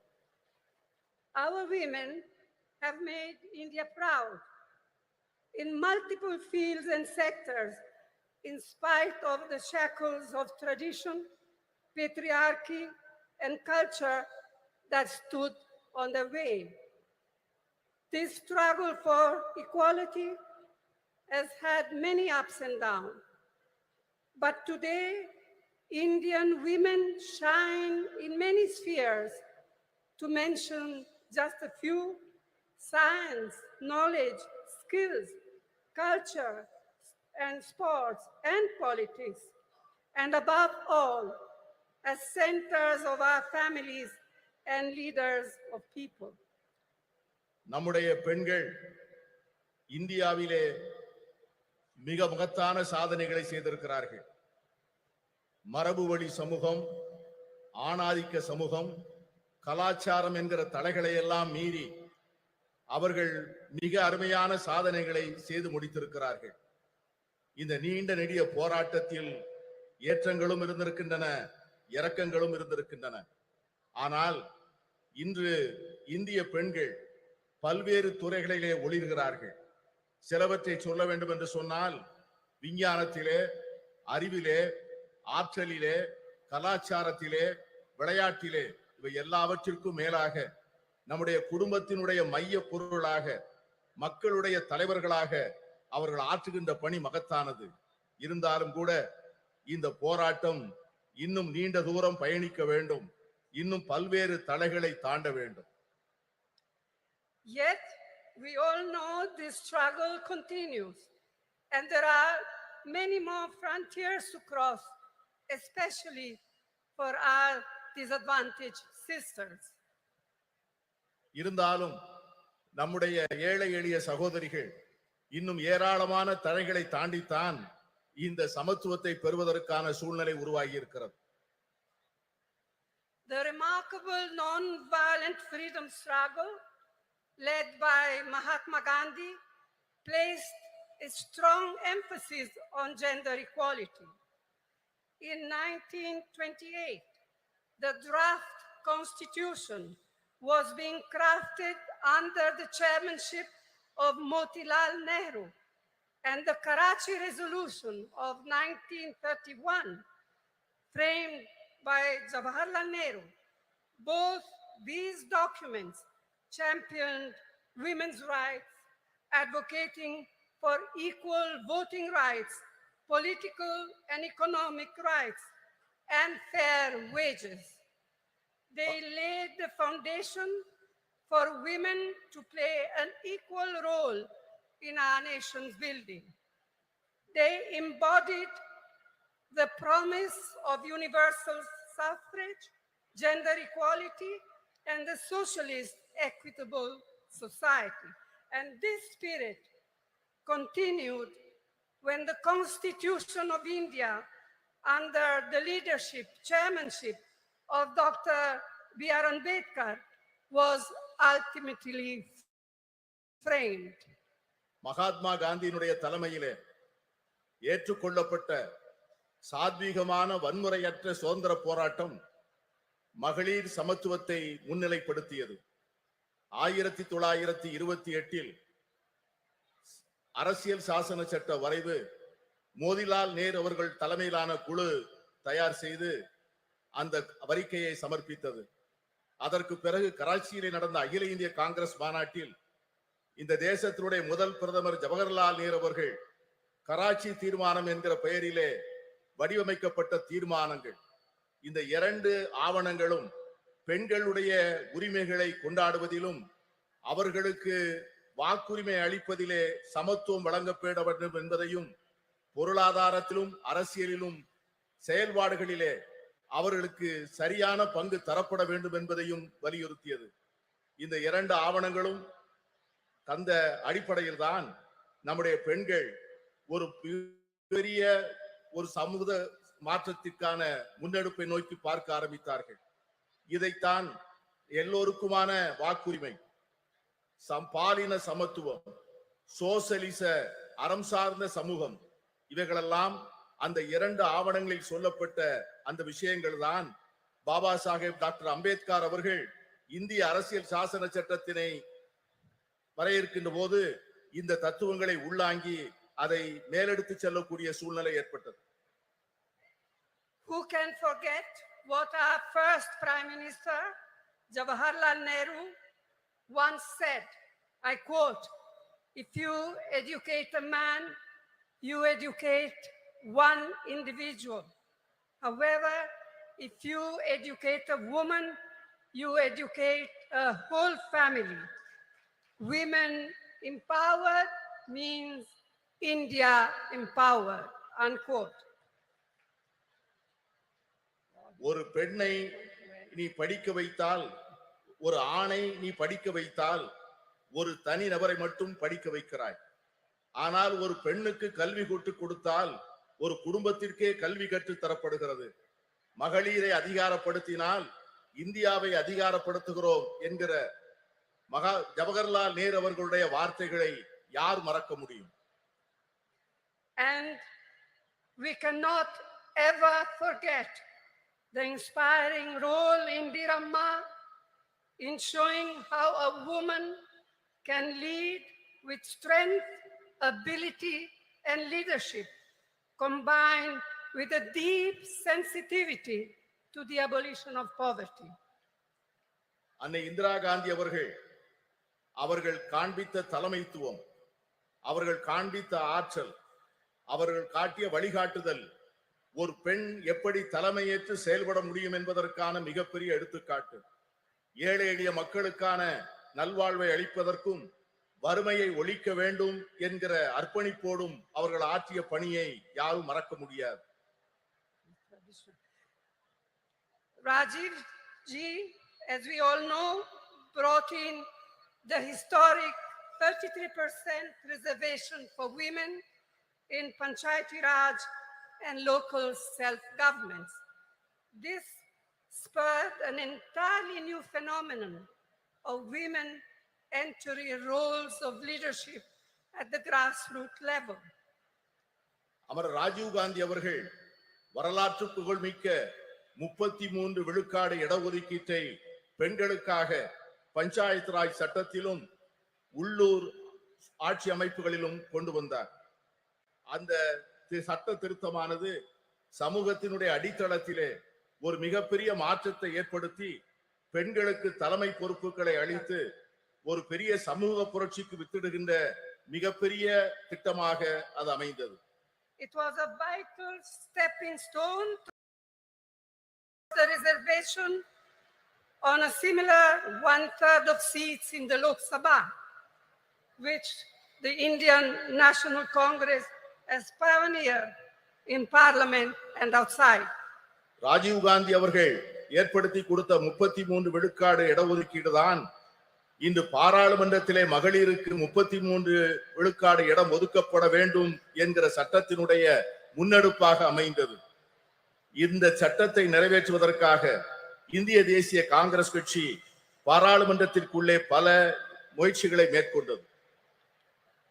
The Women Reservation Bill introduced by the UPA, by UPA 2, was passed by the Rajya Sabha, but a lack of consensus prevented it from being passed in the Lok Sabha. Now, the Women's Reservation Bill has finally been passed due to our relentless persistence, all of us, not just Congress, our relentless persistence and effort. But as we all know, it has still a long way to come. And as Mehbooba ji said, and as many of us, Member of Parliament, said in our intervention in Parliament, when is the bill now going to be implemented? In 1 year, in 2 years, in 3 years? We have no idea.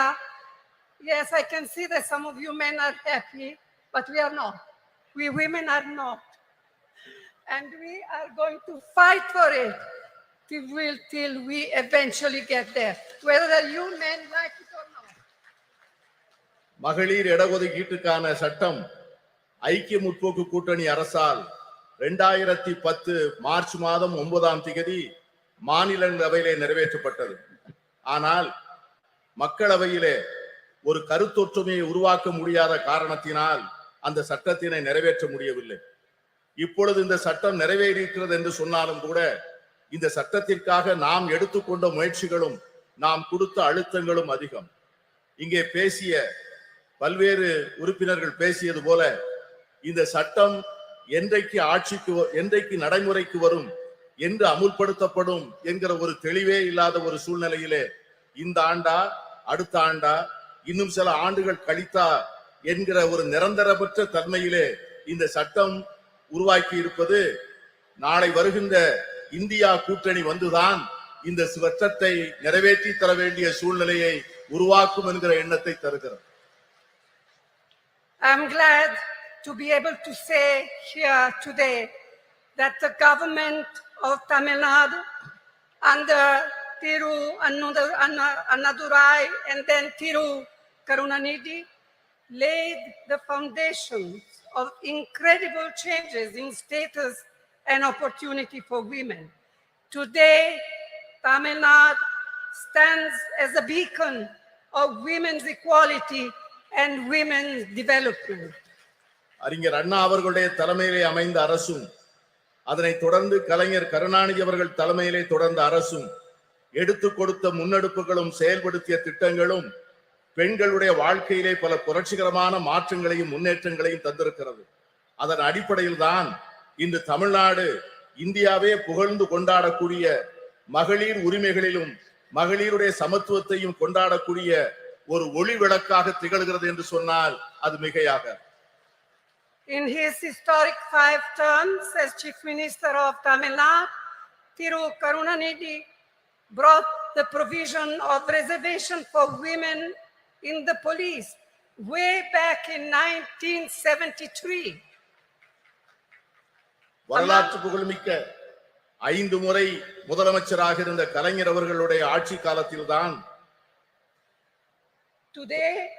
பெண்களுடைய காவல்துறையிலே பெண்களுடைய பங்கை அவர்கள் உறுதி செய்தார்கள். இன்று தமிழகத்திலே இருக்கின்ற காவல்துறையிலே 4 1 பங்கு பெண்களாக இருப்பது எவ்வளவு பெருமைப்படக்கூடிய ஒரு செயல். Today, a fourth of its police force, of Tamil Nadu police force, are women. இன்று இருக்கின்ற காவல்துறையினரில் 4 1 பங்கை சார்ந்தவர்கள் பெண்கள் என்கிற சூழ்நிலை இருக்கிறது.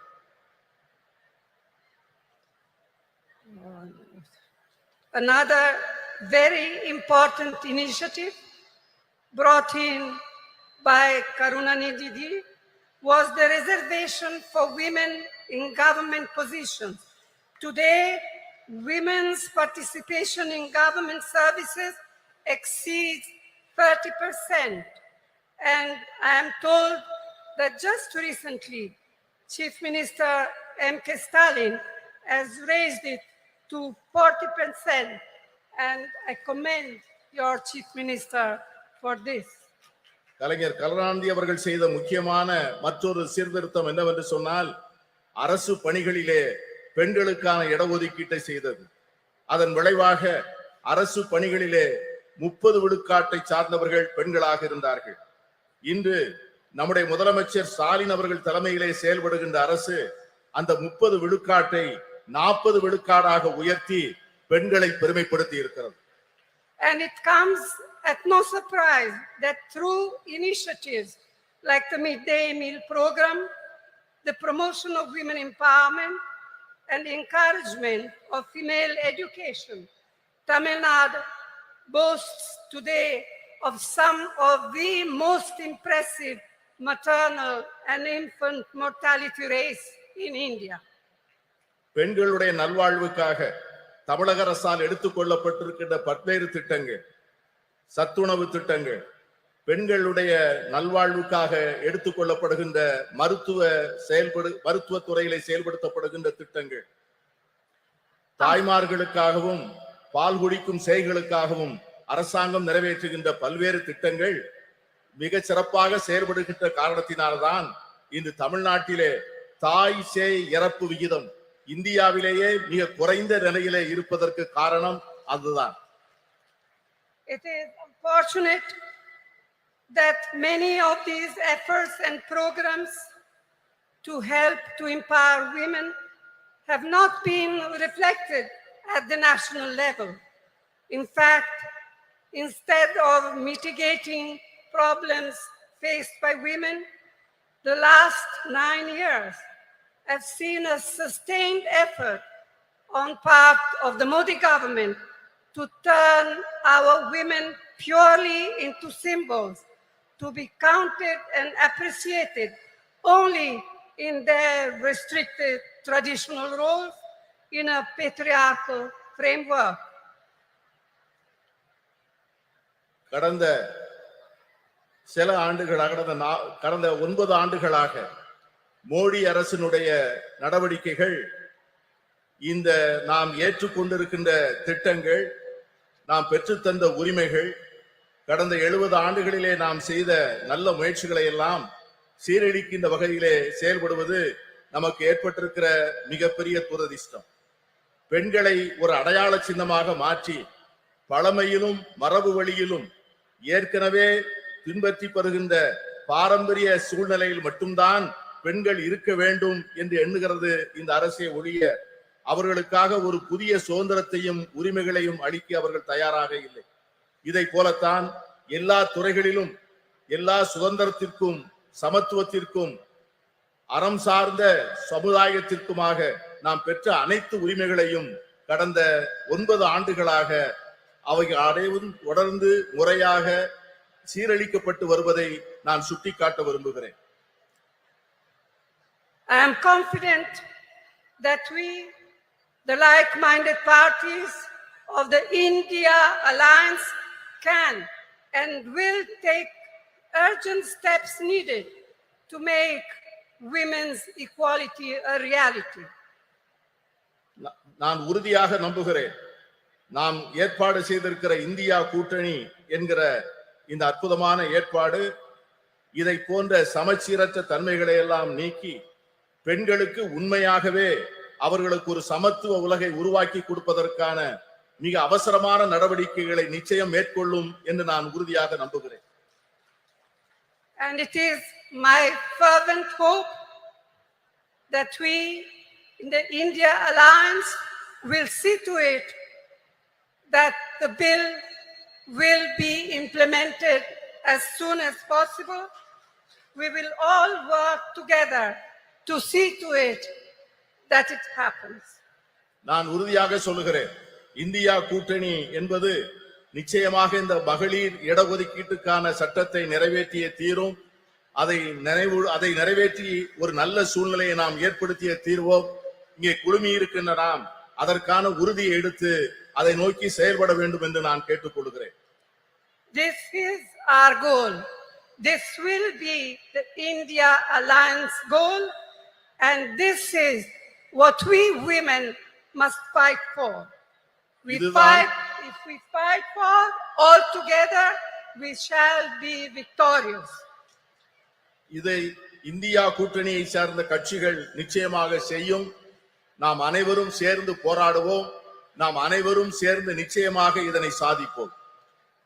We shall be victorious. Vetri namade nandri. நன்றியோடு உழைப்போம், வெற்றி நமது.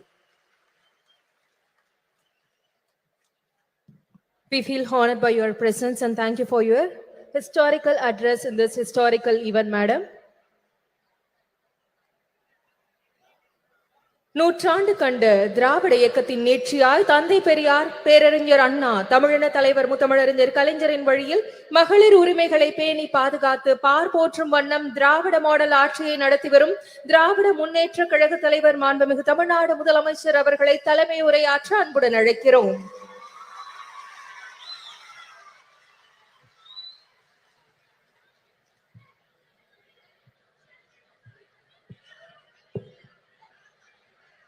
அன்புள்ள முத்தமிழறிஞர் தலைவர் கலைஞர் அவர்களின் 100ஆண்டு விழாவை ஒட்டி கழக மகளிரணியின் சார்பில் நடைபெற்றுக் கொண்டிருக்கக்கூடிய மகளிர் உரிமை மாநாட்டில் கலந்து கொண்டு இங்கு எனக்கு முன்னால் உரையாற்றி அமர்ந்திருக்கக்கூடிய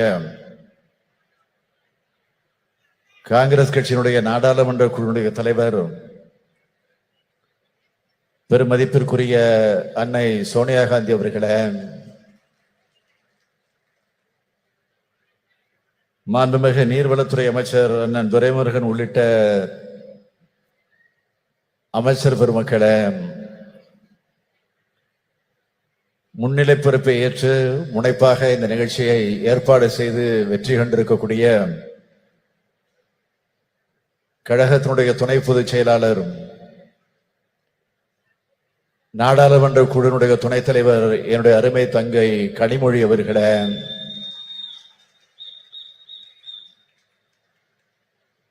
சிறப்பு விருந்தினர்களாக வருகை தந்து சிறப்பித்து உரையாற்றி அமர்ந்திருக்கக்கூடிய மரியாதைக்குரிய திருமதி பிரியங்கா காந்தி அவர்களே, முன்னாள் முதலமைச்சர் திருமதி மெஹபூபா முஃப்தி அவர்களே, திருமதி சுப்ரியா சுலே எம்பி அவர்களே, மாண்புமிகு பீகார் மாநிலத்தினுடைய அமைச்சர் திருமதி லட்சி சிங் அவர்களே, திருமதி சுபாஷினி அலி அவர்களே, திருமதி டிம்பிள் யாதவ் எம்பி அவர்களே, திருமதி ஆனி ராஜா அவர்களே, திருமதி ராக்கி பிட்லன் அவர்களே, திருமதி சுஷ்மிதா தேவ் அவர்களே, திருமதி சுகேஷ் சிங் அவர்களே, நாடாளுமன்ற சட்டமன்ற முன்னாள் இந்நாள் உறுப்பினர்களே, நம்முடைய தோழமை கட்சிகளை சார்ந்திருக்கக்கூடிய முன்னோடிகளே, தலைவர் பெருமக்களே, கழக மகளிரணியின் செயலாளர் திருமதி ஹெலன் டேவிட்சன் அவர்களே, மகளிரணியினுடைய தொண்டரணி செயலாளர் திருமதி நாமக்கல் ராணி அவர்களே, திரளாக திரண்டிருக்கக்கூடிய மகளிரணியை சார்ந்த சகோதரிகளே, உள்ளாட்சி அமைப்பு பிரதிநிதிகளே, அருமை பெரியோர்களே, தாய்மார்களே, இளைஞரணியின் செயலாளர் தம்பி உதயநிதி ஸ்டாலின் அவர்களே, மற்றும் பல்வேறு அணிகளை சார்ந்திருக்கக்கூடிய அமைப்பாளர்களே, துணை அமைப்பாளர்களே, பெரியோர்களே, தாய்மார்களே, தொலைக்காட்சி பத்திரிகை உலக நண்பர்களே, என் உயிரோடு கலந்திருக்கக்கூடிய தலைவர் கலைஞர் அவர்களின் உயிரினும் உயிரான அன்பு உடன்பிறப்புகளே, உங்கள் அனைவருக்கும் என்னுடைய அன்பான வணக்கம்.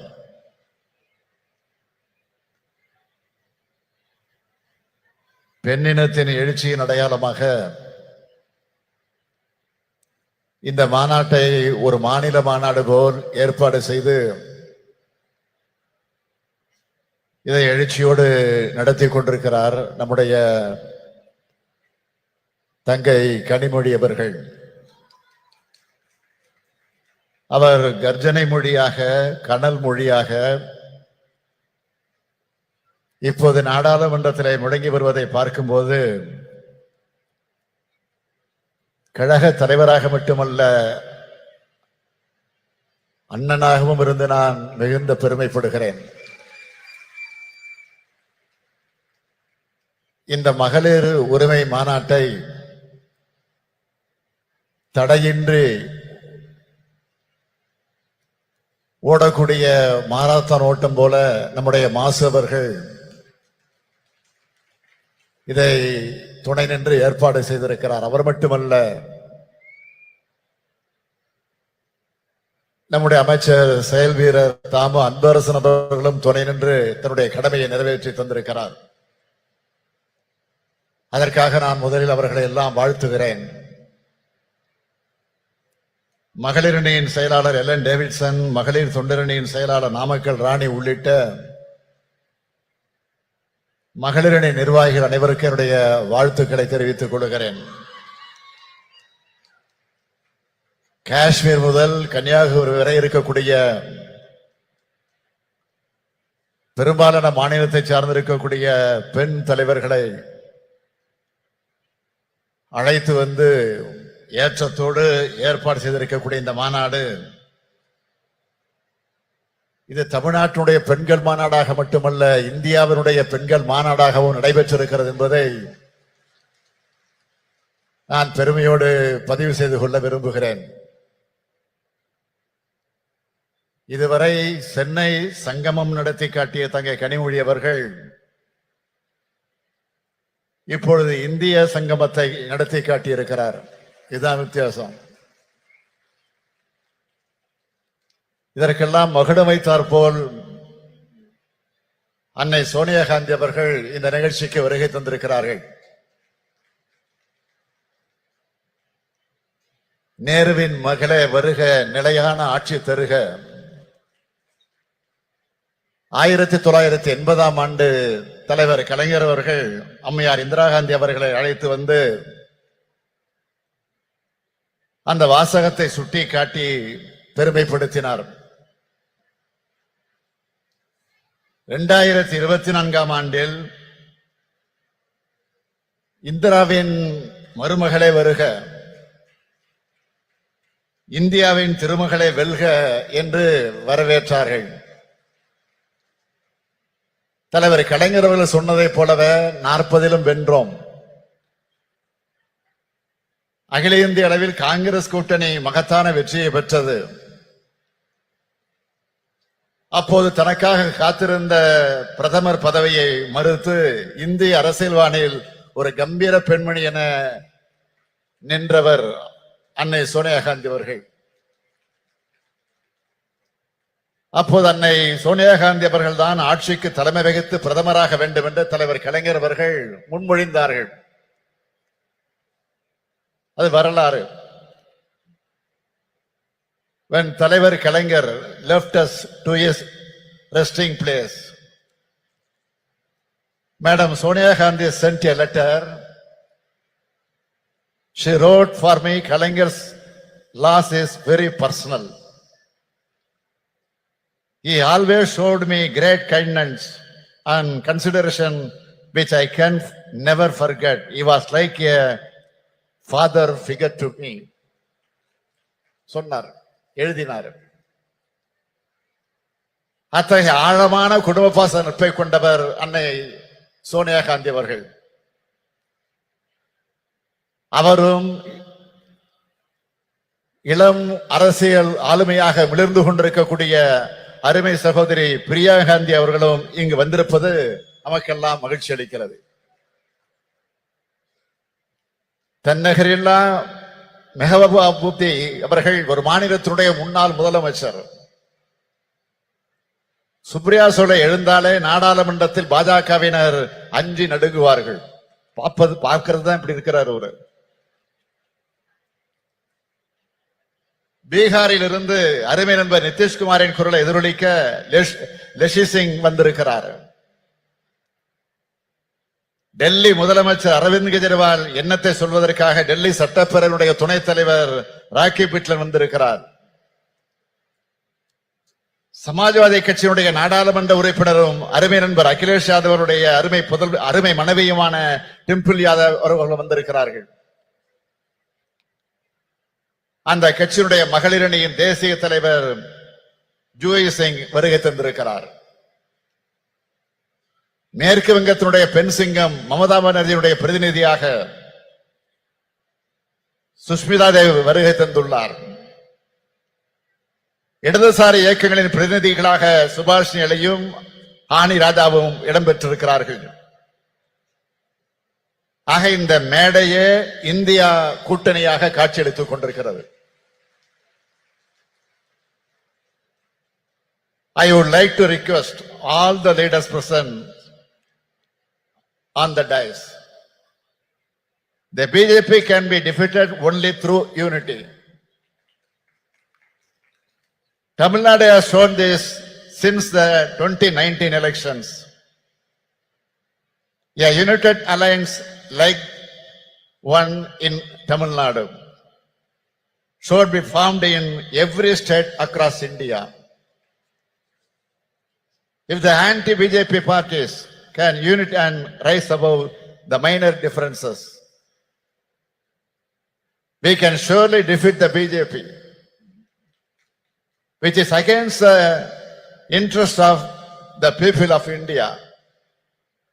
I urge our sisters present here to relay this message to their party leaders. Bharatiya Janata கட்சியை தோற்கடிப்பது என்பது இந்தியாவில் இயங்கக்கூடிய அனைத்து ஜனநாயக கட்சியுடைய வரலாற்று கடமை. மகளிர் உரிமையை காப்பதற்காக இந்த மாநாடை கூட்டியிருக்கிறார் நம்முடைய கனிமொழி அவர்கள். மகளிர் உரிமை மட்டுமா? பாஜக ஆட்சியில் அனைத்து மக்களது உரிமைகளும் பறிக்கப்பட்டிருக்கிறது. இன்றைக்கு நாம் பார்க்கும் நாடாளுமன்ற அமைப்பு முறை இருக்குமா? மக்களால் தேர்ந்தெடுக்கப்படக்கூடிய மக்களாட்சி இருக்குமா என்ற கேள்வி பெரிதாக எழுந்து வருகிறது. ஒரே நாடு, ஒரே மொழி, ஒரே மதம், ஒரே பண்பாடு, ஒரே தேர்தல், ஒரே தேர்வு, ஒரே உணர்வு என்ற பெயரால் ஒற்றை கட்சி ஆட்சியை கொண்டு வருவதற்காக பிரதமர் நரேந்திர மோடி அவர்கள் இன்றைக்கு முயன்று கொண்டிருக்கிறார். அது நடந்தால் ஒரே மனிதர் என்ற எதேச்ச அதிகாரத்திற்கு அது வழிவகுக்கும். எனவேதான் வர இருக்கக்கூடிய நாடாளுமன்ற தேர்தலில் பாஜகவை முற்றிலும் தோல்வியடைய செய்ய வேண்டும். நாடாளுமன்ற தேர்தல் நெருங்கி வருவதால் பெண்களை ஏமாற்ற மகளிருக்கு நாடாளுமன்றத்தில் சட்டமன்றங்களில் 33 விழுக்காடு இடஒதுக்கீடு என்று சட்டம் கொண்டு வருவதை போல ஏமாற்றிக் கொண்டிருக்கிறார்கள். பேசினார்களே, இங்கே உரையாற்றிய அத்தனை பேரும் மிக தெளிவாக எடுத்து சொன்னார்கள். எனவே நான் அதிகம் விளக்கம் சொல்ல விரும்பல. 33 விழுக்காடு இடஒதுக்கீடு பெண்களுக்கு கிடைத்துவிடக் கூடாது என்ற சதி எண்ணத்தோடு தான் இந்த சட்டத்தையே பாஜக கொண்டு வந்திருக்கிறது என்று நான் கருதுகிறேன். அப்படித்தான் எல்லோருக்கும் என்ன வருகிறது. நடைபெற இருக்கக்கூடிய நாடாளுமன்ற தேர்தலில், சட்டமன்ற தேர்தலில் பெண்களுக்கு 33 விழுக்காடு இடஒதுக்கீடு வழங்கப்படும் என்று இந்த சட்டம் சொல்லி இருந்தால் பிரதமர் நரேந்திர மோடியை நாமெல்லாம் பாராட்டலாம். என்ன நடந்திருக்கிறது? மக்கள் தொகை கணக்கெடுப்பு முடிந்த பிறகு அதை வைத்து தொகுதி மறுவரைக்குள்ள அந்த பிரச்சனைகள் எல்லாம் முடிந்ததற்கு பிறகு சொல்வார்களாம். பழைய சினிமா பார்த்திருப்பீங்க. பழைய சினிமால தான் ஒரு காட்சி வரும். என் கையில் உள்ளதை நான் தர வேண்டுமானால் 7 மலையை சுற்றி வா, 7 கடலை சுற்றி வா என்று பூதம் சொல்வதாக கதை சொல்வார்கள் அல்லவா? அது போன்ற கப்சா சட்டத்தை மோடி ஏற்றியிருக்கிறார். பெண்களுக்கு 33 விழுக்காடு கொடுத்து விட்டதாக பிரதமர் சொல்லிக் கொள்கிறார். 2029ஆம் ஆண்டுதான் இந்த இடஒதுக்கீடு கிடைக்கும் என்றும் 2034ஆம் ஆண்டு கூட ஆகலாம் என்றும் கணக்கிட்டு சொல்கிறார்கள். எதுவாக இருந்தாலும் நான் சொல்றேன், 2024 ஆண்டுக்கு பிறகு மோடி ஆட்சி இருக்க போறதில்லை என்பதை மக்கள் முடிவு செஞ்சுட்டாங்க. 1996ஆம் ஆண்டு திமுகவும் காங்கிரஸ் ஆதரிச்ச ஐக்கிய முன்னணியின் ஆட்சி காலத்துல இப்படி ஒரு சட்டத்தை கொண்டு வந்தோம். ஆனா இந்த நிபந்தனைகள் எல்லாம் நாம் அன்றைக்கு விதிக்கல. 2010ஆம் ஆண்டும் நம்முடைய கூட்டணி அரசு இப்படி ஒரு சட்டத்தை கொண்டு வந்த போது இது மாதிரியான நிபந்தனைகளை விதிக்கல. ஆனால் இப்பொழுது பாஜக நிபந்தனை போடுகிறது என்றால் அவர்கள் உண்மையான அக்கறையோடு இதை கொண்டு வரல. மகளிர் எந்த உரிமைகளையும் பெற்றுவிடக் கூடாது, வீட்டுக்குள்ள முடங்கி கிடக்க வேண்டும் என்று நினைக்கிறது பிஜேபி.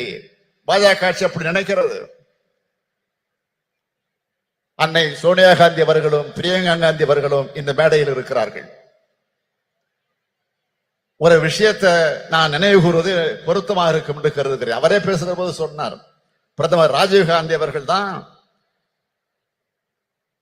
உள்ளாட்சி அமைப்புகள்ல பெண்களுக்கு இடஒதுக்கீட்டை முதலாக உறுதி செய்தார்.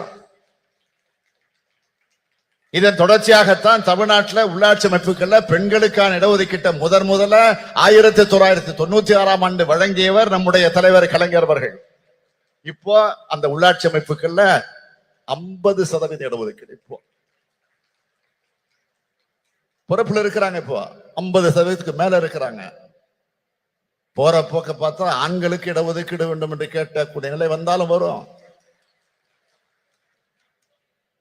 ஆத்திரத்துல சொல்ற நினைக்காதீங்க, பெருமையா சொல்றேன். உங்களுக்கு வருகிற அந்த பெருமையோடு சொல்றேன். பாஜக கொண்டு வந்திருக்கக்கூடிய சட்டத்தில் இன்னொரு முக்கியமான விஷயம், இதர பிற்படுத்தப்பட்ட பெண்களுக்கும் சிறுபான்மையின பெண்களுக்கும் இடஒதுக்கீடு வழங்கவில்லை. அப்படி வழங்கினால்தான் ஏழை எளிய விளிம்பு நிலை மக்களுடைய நிலை, அவர்களுடைய குரல் சட்டமன்றத்திலும் நாடாளுமன்றத்திலும் ஒலிக்கும். அப்படி ஒலிக்க கூடாது என்பதற்காகத்தான் பாஜக நினைக்கிறது. இதை பாஜகவினுடைய அரசியல் தந்திரமாக மட்டுமல்ல, அரசியல் சதியாகவும் பார்க்க வேண்டியிருக்கிறது. இதனை சுட்டிக்காட்டி நாம் பேசினால் பிரதமராக இருக்கக்கூடிய மோடி என்ன பதில் சொல்லுகிறார்? அள்ளி விடுறாரு. அதாவது பெண்களை சாதி ரீதியாக பிளவுபடுத்த பார்க்கிறோமா? சாதி ரீதியாக மத ரீதியாக மக்களை பிளவுபடுத்துவது யார் என அனைவருக்கும் தெரியும். இடஒதுக்கீடு நாம் கேட்கிறோம் என்றால் சாதி ரீதியாக பிரிப்பதற்காக கேட்கிறோம் என்பதல்ல. அனைத்து மகளிரும் எல்லாவித உரிமைகளையும் பெற்றவர்களாக உயர வேண்டும் என்பதற்காகத்தான். இதை விட்டு கொடுத்துட்டா அடுத்தடுத்து சமூக நீதியை காவி வாங்கிடுவாங்க. எந்த சூழலிலும் இந்த சமூக நீதியை நாம் விட்டுக் கொடுக்க கூடாது. இதுதான் நமக்கு இருக்க வேண்டிய உறுதி. ராகுல் காந்தி அவர்கள் சமூக நீதி குரலைத்தான் தொடர்ந்து இப்ப எதிரொலிச்சிட்டு இருக்கிறாரு. இந்தியா கூட்டணி என்பது வெறும் தேர்தல் கூட்டணியாக மட்டுமல்ல, கொள்கை கூட்டணி. அதை மறந்துடாதீங்க. சமூக நீதி, மதச்சார்பின்மை, மாநில சுயாட்சி, கூட்டாட்சி கருத்தியல், அனைவருக்குமான அரசியல் பங்கீடு என்ற கோட்பாடுகளை கொண்டதாக இந்த கூட்டணி அமைந்திருக்கு. இந்தியா கூட்டணியை வெற்றி பெற வைப்பதன் மூலமாக மகளிர் உரிமை மட்டுமல்ல, அனைத்து உரிமைகளும் அனைவருக்கும் கிடைக்கக்கூடிய இந்தியாவாக நாம் உருவாக்க வேண்டும். சொத்துல சம உரிமை, வேலை வாய்ப்பிலே பெண்களுக்கு 30% இடஒதுக்கீடு, ஆரம்ப பள்ளிக்கூடங்களில் கட்டாயமாக பெண்களைத்தான் ஆசிரியராக நியமிக்க வேண்டும் என்ற சட்டம், கர்ப்பிணி பெண்களுக்கு உதவித்தொகை, விதவைகளுக்கு மறுவாழ்வு திட்டம், ஒரு ஏழை எளிய குடும்பத்தில் பிறந்திருக்கக்கூடிய ஒரு பெண்ணுக்கு திருமணம்னா அந்த பெண்ணுக்கு உதவி செய்யக்கூடிய ஒரு அற்புதமான திட்டம். இப்போ மகளிர் உரிமை தொகை போன மாசம் 15 செப்டம்பர் 14 நைட்டே போய் சேர்ந்துருச்சு. இந்த மாசம் 15 வரப்போகுது, 14 நைட்டே வந்து சேரப்போகுது. ஆக மாதம் 1000 ரூபாய் உதவித்தொகை இல்ல, பெண்களே உங்களுக்கு இருக்கக்கூடிய உரிமை தொகை, அதை மறந்துடாதீங்க. பேருந்துகள்ல விடியல் பயணம், பெண் அர்ச்சகர்கள், ஓதுவார்கள் நியமனம், இப்படி தமிழ்நாட்டு பெண்களுக்கு பல்வேறு திட்டங்களை நாம் செயல்படுத்தி காட்டுகிறோம்னா இதுதான் திராவிட மாடல் ஆட்சியுடைய கொள்கைகள். இந்தியா முழுமைக்கும் பரவும் மகளிர் உரிமை பெற்ற நாடாக நிச்சயம் அமையும். அதற்கான அடித்தளத்தை உருவாக்கக்கூடிய இந்த மாநாட்டை நடத்தி காட்டி இருக்கக்கூடிய என்னுடைய அருமை தங்கை கனிமொழிக்கும் அவருக்கு துணைன்ற மகளிரணிக்கும் என்னுடைய வாழ்த்துக்கள், பாராட்டுக்கள். வாழ்க வாழ்க இந்தியா வாழ்க, இந்தியா கூட்டணி வெல்க. நன்றி, விடைபெறுகிறேன். வணக்கம். வரலாற்று மாநாடு மகளிர் உரிமை மாநாட்டில் தலைமையுரையாற்றியமைக்கு மாண்புமிகு தமிழ்நாடு முதலமைச்சர் அவர்களுக்கு மனமார்ந்த நன்றியினை தெரிவித்துக் கொள்கிறோம். திராவிட முன்னேற்ற கழக மகளிர் தொண்டர் அணி செயலாளர் திருமிகு நாமக்கல் ராணி அவர்களை நன்றியுரையாற்ற அன்புடன் அழைக்கிறோம். தமிழ் இனத்தின் ஒப்பற்ற தலைவர் கலைஞர் அவர்களின் 100ஆண்டு விழாவை முன்னிட்டு மகளிர் அணி நடத்தும் மகளிர் உரிமை மாநாட்டிற்கு வரவேற்புரையாற்றிய மகளிர் அணி செயலாளர் ஹெலன் டேவிட்டன் அவர்களுக்கும் அண்ணா பிறந்த நாள் செப்டம்பர் 15ஆம் தேதியன்று கலைஞரின் உரிமை தொகை ரூபாய் 1000 மட்டும் வழங்கியது மட்டுமல்லாமல் வாருங்கள் உங்களுக்கான உரிமை மாநாடு என்று மாநாட்டிற்கு நம்மளை எல்லாம் இங்கு அழைத்து விழா பேருரையாற்றிய கழக தலைவர் தமிழக முதல்வர் தளபதியார் அவர்களுக்கும் மகளிர் அணியின் சார்பாக நன்றி கலந்த வணக்கத்தை தெரிவித்துக் கொண்டு இந்திய கூட்டணி பெண் தலைவர்களை அழைத்து மிக சிறப்பான மாநாட்டை ஏற்பாடு செய்து முன்னிலை வகிக்கும் கழகத்தின் துணை பொதுச் செயலாளர் அன்பு அக்கா கனிமொழி எம்பி அவர்களுக்கும் மகளிர் அணியின் சார்பாக நன்றி கலந்த வணக்கத்தை தெரிவித்துக் கொண்டு மாநாட்டு விழா பேருரையாற்றிய அகில இந்திய காங்கிரஸ் கட்சியின் மூத்த தலைவர் திருமதி சோனியா காந்தி அம்மையார் அவர்களுக்கும் நெஞ்சார்ந்த மகளிர் அணியின் சார்பாக நன்றி கலந்த வணக்கத்தை தெரிவித்துக் கொண்டு இந்த கூட்டத்தில் கலந்து கொண்டுள்ள இந்திய கூட்டணி பெண் தலைவர்கள் அனைவருக்கும் மகளிர் அணியின் சார்பாக வணக்கத்தை மீண்டும் தெரிவித்துக் கொண்டு கழகத்தின் பொதுச் செயலாளர், கழகத்தின் பொருளாளர், முதன்மை செயலாளர், துணை பொதுச் செயலாளர்கள், கழகத்தின் அமைச்சர் பெருமக்கள், சட்டமன்ற உறுப்பினர்கள் மற்றும் இந்த நிகழ்ச்சி சிறப்பாக ஏற்பாடு செய்த அமைச்சர் மா சுப்பிரமணியம் அவர்களுக்கும், தாமு அன்பரசு அவர்களுக்கும் மற்றும் சட்டமன்ற உறுப்பினர் அனைவருக்கும் மகளிர் அணியின் சார்பாக நன்றி கலந்த வணக்கத்தை தெரிவித்துக் கொள்கிறேன்.